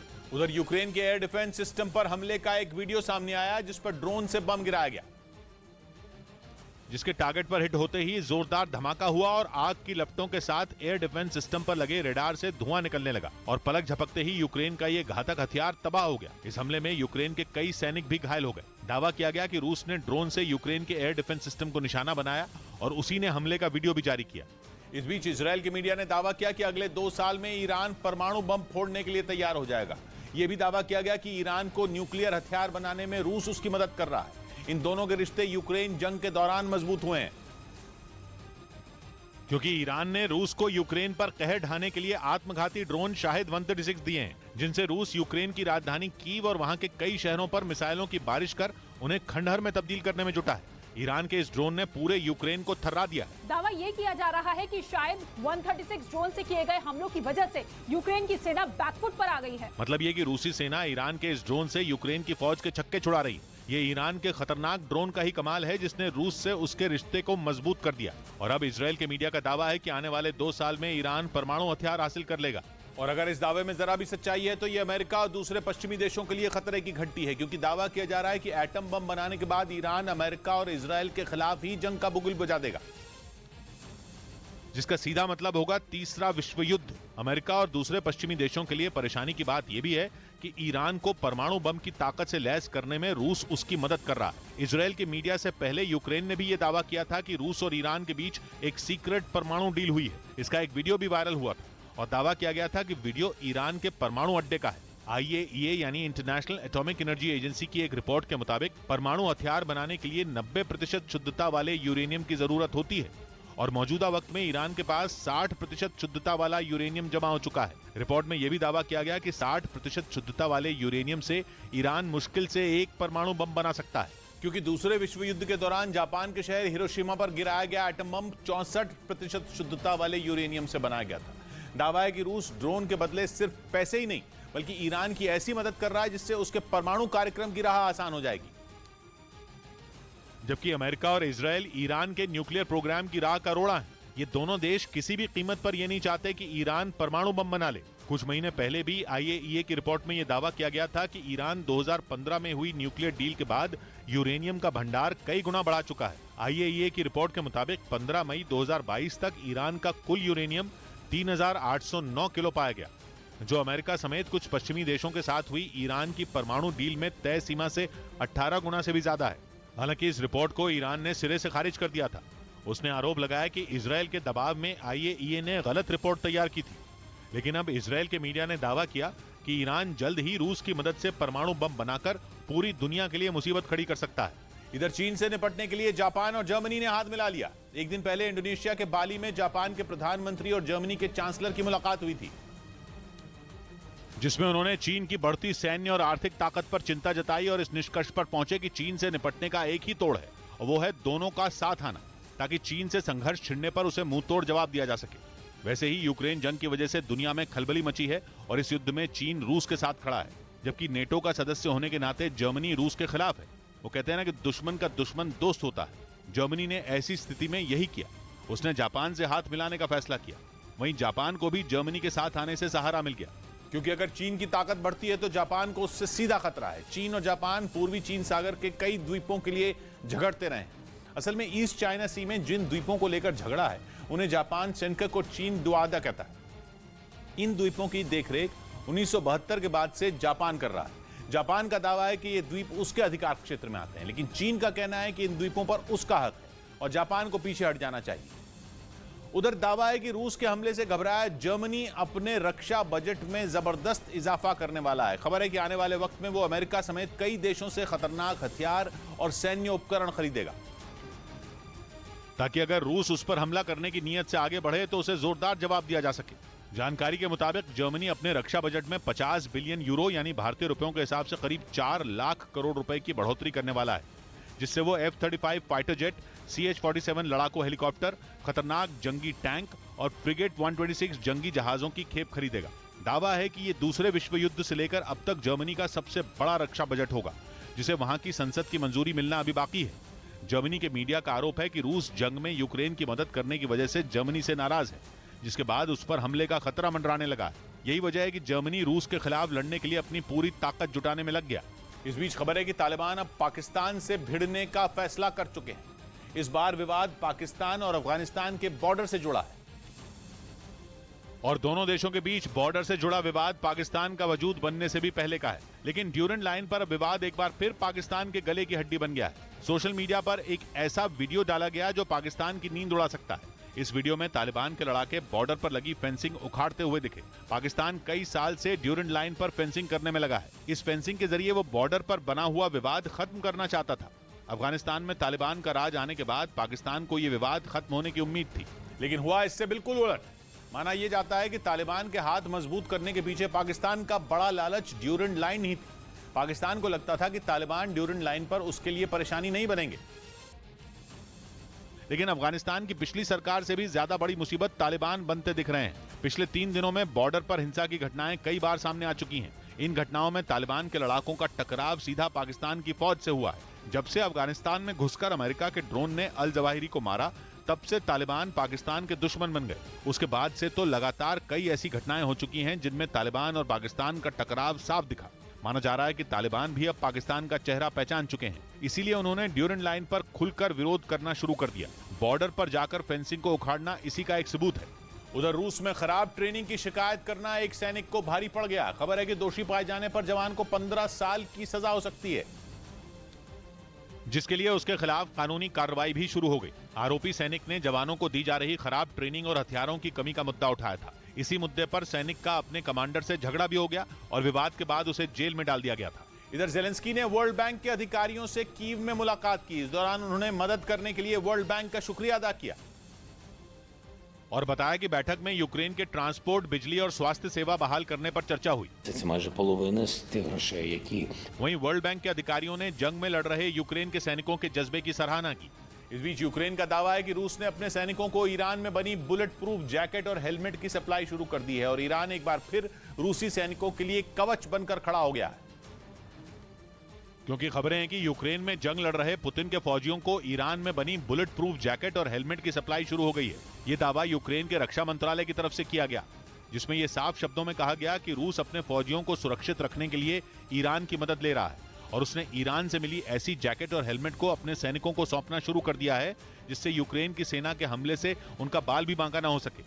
यूक्रेन के रक्षा मंत्रालय के मुताबिक ईरान की तरफ से रूस को बड़ी मात्रा में बुलेट प्रूफ जैकेट और हेलमेट की सप्लाई होनी है और वो अब तक हजारों जैकेट और हेलमेट रूस को सप्लाई कर भी चुका है, जिसे रूस की तरफ से अपने फौजियों को भेजने का काम शुरू हो गया। क्योंकि यूक्रेन का दावा है कि ईरान से रूस को अब तक 3000 हेलमेट और बुलेट प्रूफ जैकेट मिल भी चुकी हैं, जिनमें 1500 जैकेट हैं और 1500 हेलमेट हैं। यूक्रेन के रक्षा मंत्रालय ने यह दावा तक कर दिया कि रूस बुनियादी सैन्य उपकरणों की भारी कमी से जूझ रहा है, इसी वजह से उसे ईरान की मदद लेनी पड़ी। हालांकि ये कोई पहली बार नहीं है जब यूक्रेन ने जंग में ईरान से मदद लेने के लिए रूस को घेरा हो। इससे पहले ईरान से रूस को मिले घातक शाहिद 136 ड्रोन ने जंग को अलग ही दिशा दे दी थी। और एक समय पर युद्ध में यूक्रेन से बाजी हारते दिख रहे रूस को नई जिंदगी मिल गई थी, क्योंकि इस ड्रोन के हाथ लगने से पहले रूस के हथियार युद्ध के मैदान में दम तोड़ते दिख रहे थे। लेकिन जैसे ही रूस के पास ईरान की ये उड़ती आफत पहुंची, वो एक बार फिर जेलेंस्की के सैनिकों पर कहर बनकर टूट पड़ा। तब जेलेंस्की की फौज को ये समझ में आना बंद हो गया कि ईरान के इस तेज तर्रार ड्रोन से कैसे निपटा जाए। ईरान का शाहिद 136 ड्रोन इतना खतरनाक है कि तेज रफ्तार में आता है और फिर तबाही मचाकर लौट जाता है। दावा किया गया कि जंग में ईरान के शाहिद 136 ड्रोन ने यूक्रेन को बहुत नुकसान पहुंचाया। कीव और जापोरिजिया समेत कई शहरों में तो इसके हमले को पूरी दुनिया ने देखा। उधर खबर है कि युद्ध लंबा खिंचने से पुतिन के करीबी ही अब उनके खिलाफ हो गए हैं। पश्चिमी मीडिया का दावा है कि पुतिन को जान से मारने की साजिश तक हो रही है, क्योंकि जंग में हुए नुकसान से उनके कई करीबी नाराज हैं। पश्चिमी मीडिया के मुताबिक खैरसोन से रूसी सेना के पीछे हटने के बाद पुतिन का विरोध शुरू हो गया है। खबर है कि उनके वफादार भी अब उनका इस्तीफा चाहते हैं। बताया जा रहा है कि रूसी राष्ट्रपति को रास्ते से हटाने का भी प्लान बनाया गया है, ताकि अगर पुतिन सत्ता छोड़ने को तैयार न हो तो उन्हें जान से मारा जा सके। आरोप है कि जंग में पुतिन सही फैसले नहीं ले पा रहे हैं, जिसकी वजह से रूसी सेना को भारी कीमत चुकानी पड़ रही है। असल में खैरसोन यूक्रेन का वो हिस्सा है जिस पर रूस की फौज ने जंग की शुरुआत में ही कब्जा किया था, लेकिन वो भी पुतिन के हाथ से निकल गया। बताया जा रहा है कि इसीलिए अब रूसी सेना के कई बड़े अधिकारी भी पुतिन का इस्तीफा चाहते हैं, ताकि जंग को किसी नतीजे तक पहुंचाया जा सके। यूक्रेन युद्ध अब 9वें महीने में पहुंच चुका है। जब पुतिन ने जंग की शुरुआत की थी तो उन्हें लगा था कि यूक्रेन घुटने टेक देगा, लेकिन उसने हथियार नहीं डाले। खबर है कि पश्चिमी देशों से मिले हथियारों के दम पर यूक्रेन की फौज लगातार रूसी सेना को मुंहतोड़ जवाब दे रही है। पश्चिमी मीडिया का दावा है कि जेलेंस्की अब रूस के कब्जे वाले सभी हिस्सों को वापस लेना चाहते हैं। बताया जा रहा है कि यूक्रेन की सेना जोरदार हमले कर तेजी से रूस के कब्जे वाले इलाकों को छुड़ाने में जुट गई है। दावा है कि इसीलिए पुतिन के वफादार भी अब उनके खिलाफ खड़े हो गए हैं। इधर पश्चिमी मीडिया ने दावा किया कि रूस की फौज अब हथियारों की कमी से जूझ रही है। बताया गया कि पुतिन के जवान पुराने और सेना से हटाए जा चुके हथियारों का इस्तेमाल करने को मजबूर हैं। और खबर है कि इसी वजह से रूसी सेना को पीछे हटना पड़ रहा है। पश्चिमी मीडिया के मुताबिक पुतिन की फौज 6 दशक पुराने हथियारों से जंग लड़ रही है। दावा है कि इसका पर्दाफाश तब हुआ जब खैरसॉन के एक इलाके में रूस का BM-21 multiple rocket launcher Ukraine की सेना के हाथ लगा। रूस की सेना काफी वक्त से इसका इस्तेमाल नहीं कर रही थी, लेकिन बताया जा रहा है कि जंग में हथियारों की कमी होने की वजह से उसे इस रॉकेट लॉन्चर का इस्तेमाल करना पड़ रहा है। इससे पहले पश्चिमी मीडिया यूक्रेन की सेना में हथियारों की कमी का दावा करता आया है, लेकिन अब रूसी फौज में भी हथियारों की कमी की बात कही जा रही है। बताया जा रहा है कि पुतिन की फौज खैरसॉन में ऐसे कई हथियार छोड़कर पीछे हटी है जो दशकों पुराने हैं। इस बीच यूक्रेन के खिलाफ जंग में जेलेंस्की ने चीन से साथ देने की अपील की। उन्होंने शी जिनपिंग से रूस का समर्थन नहीं करने की भी अपील की। हालांकि चीन ने न तो कभी खुलकर रूस का समर्थन किया और न ही विरोध किया। रूस पर लगाए गए प्रतिबंधों के साथ भी वो कभी खड़ा नहीं हुआ। यही वजह है कि जेलेंस्की ने चीन से रूस का साथ न देने की अपील की। इधर चेक रिपब्लिक ने यूक्रेन के जवानों को ट्रेनिंग देने का ऐलान किया, जिसमें वो करीब 4000 सैनिकों को जंग की बारीकियां सिखाएगा। और इसके लिए उसने 40 मिलियन यूरो यानी भारतीय रुपयों में करीब 350 करोड़ का बजट रखा है। इस ट्रेनिंग से जेलेंस्की की फौज को रूस के जवानों को यूक्रेन से खदेड़ने में मदद मिलेगी। उधर खैरसॉन में एक पुल को तबाह करने का वीडियो सामने आया। बताया गया कि हार से बौखलाए रूस के सैनिकों ने लौटते वक्त उसे उड़ा दिया, जिसकी वजह से पुल 2 जगह टूटा हुआ नजर आया। हमला इतना जबरदस्त था कि पुल के टुकड़े हो गए। बीच के हिस्से का मलबा नदी में गिरा हुआ दिखाई दिया। खैरसॉन का यह पुल नीप्रो नदी पर बना हुआ है। दावा है कि वहां यूक्रेन ने लगातार हमले करके रूस की फौज को काफी नुकसान पहुंचाया था। उसे खैरसॉन छोड़कर भागने पर मजबूर कर दिया, जिसका बदला रूस के सैनिकों ने जाते जाते पुल को तबाह करके लिया।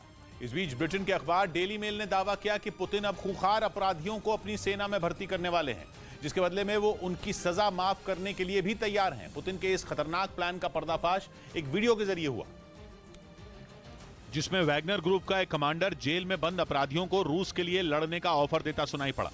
Нам нужны только те, кто उверен в себе, что он хочет воевать. दावा है कि पुतिन ने ऐसे 35,000 लोगों को अपनी सेना में शामिल किया है जो रूस के लिए मरने मारने पर उतारू हों। इनमें खास तौर पर रूस की जेल में बंद कैदी, पागल खाने में भर्ती लोग और बलात्कारी शामिल हैं, जिन्हें इस बात का भरोसा दिया गया है कि अगर वो जंग में रूस का साथ देते हैं तो उनकी सजा माफ हो जाएगी। Обратной дороги уже нет. В зону не вернется никто.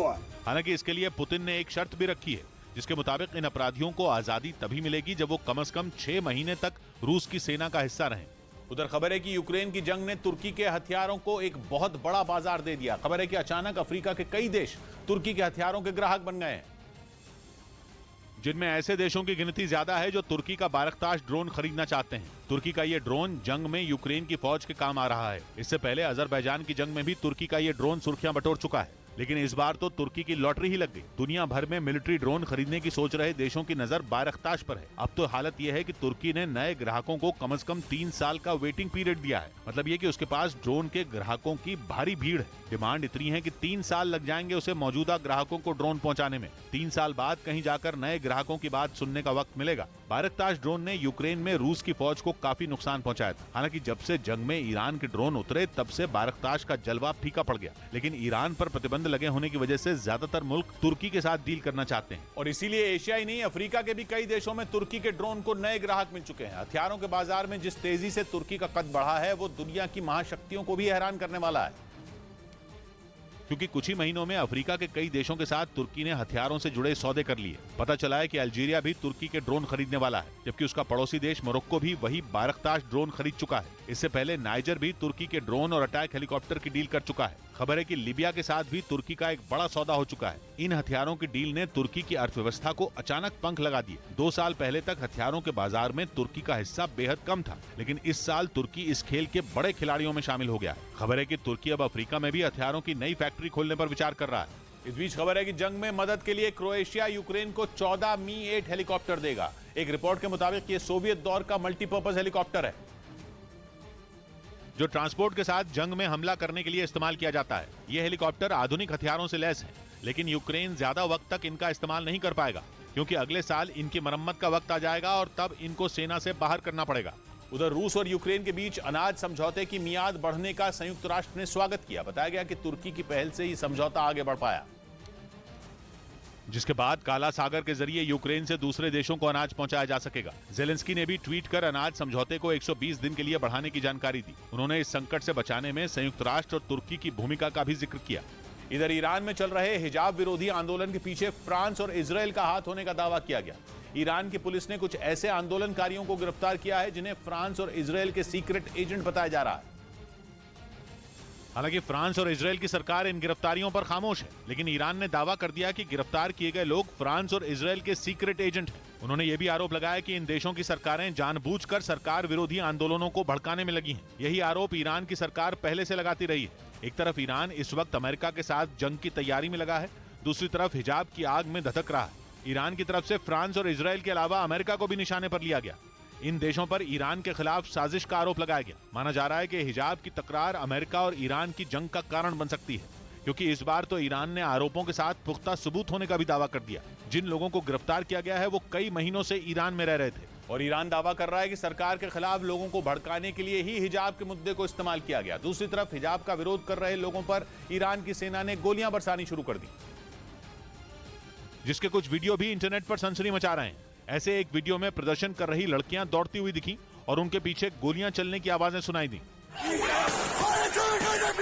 आरोप लग रहे हैं कि ईरान की फौज प्रदर्शनकारियों की आवाज गोलियों के दम पर दबाने की कोशिश कर रही है। एक मेट्रो स्टेशन पर भी ईरान की फौज ने प्रदर्शनकारियों पर गोलियां चला दी, जिसका वीडियो इंटरनेट पर वायरल हो रहा है। वहां लोग हिजाब के खिलाफ प्रदर्शन कर रहे थे, लेकिन बंदूकें लेकर सेना पहुंच गई। पता चला है कि गोली लगने से एक की मौत हो गई और कई लोग भगदड़ की वजह से जख्मी हो गए। माना जा रहा है कि अचानक ईरान की फौज के तौर तरीके बदल गए हैं।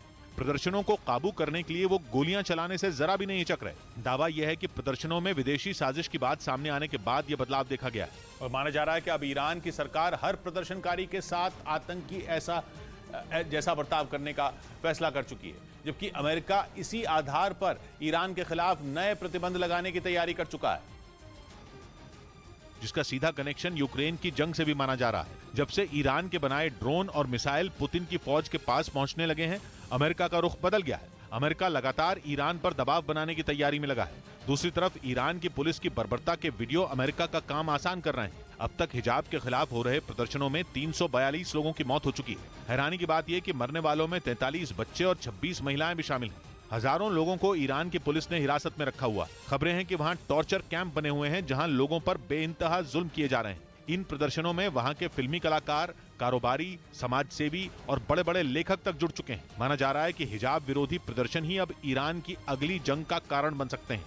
उधर दावा किया गया कि खैरसौन में रूसी सैनिकों ने वहां के लोगों और यूक्रेन के सैनिकों के साथ बर्बरता की। यूक्रेन के अधिकारियों ने 63 शव भी बरामद किए, जिनके शरीर पर टॉर्चर के निशान मिलने का दावा किया गया। यूक्रेन के अधिकारियों ने बताया कि खैरसौन से रूसी सैनिकों के जाने के बाद ये शुरुआती जांच है। दावा है कि आगे और भी खौफनाक तस्वीरें सामने आ सकती हैं।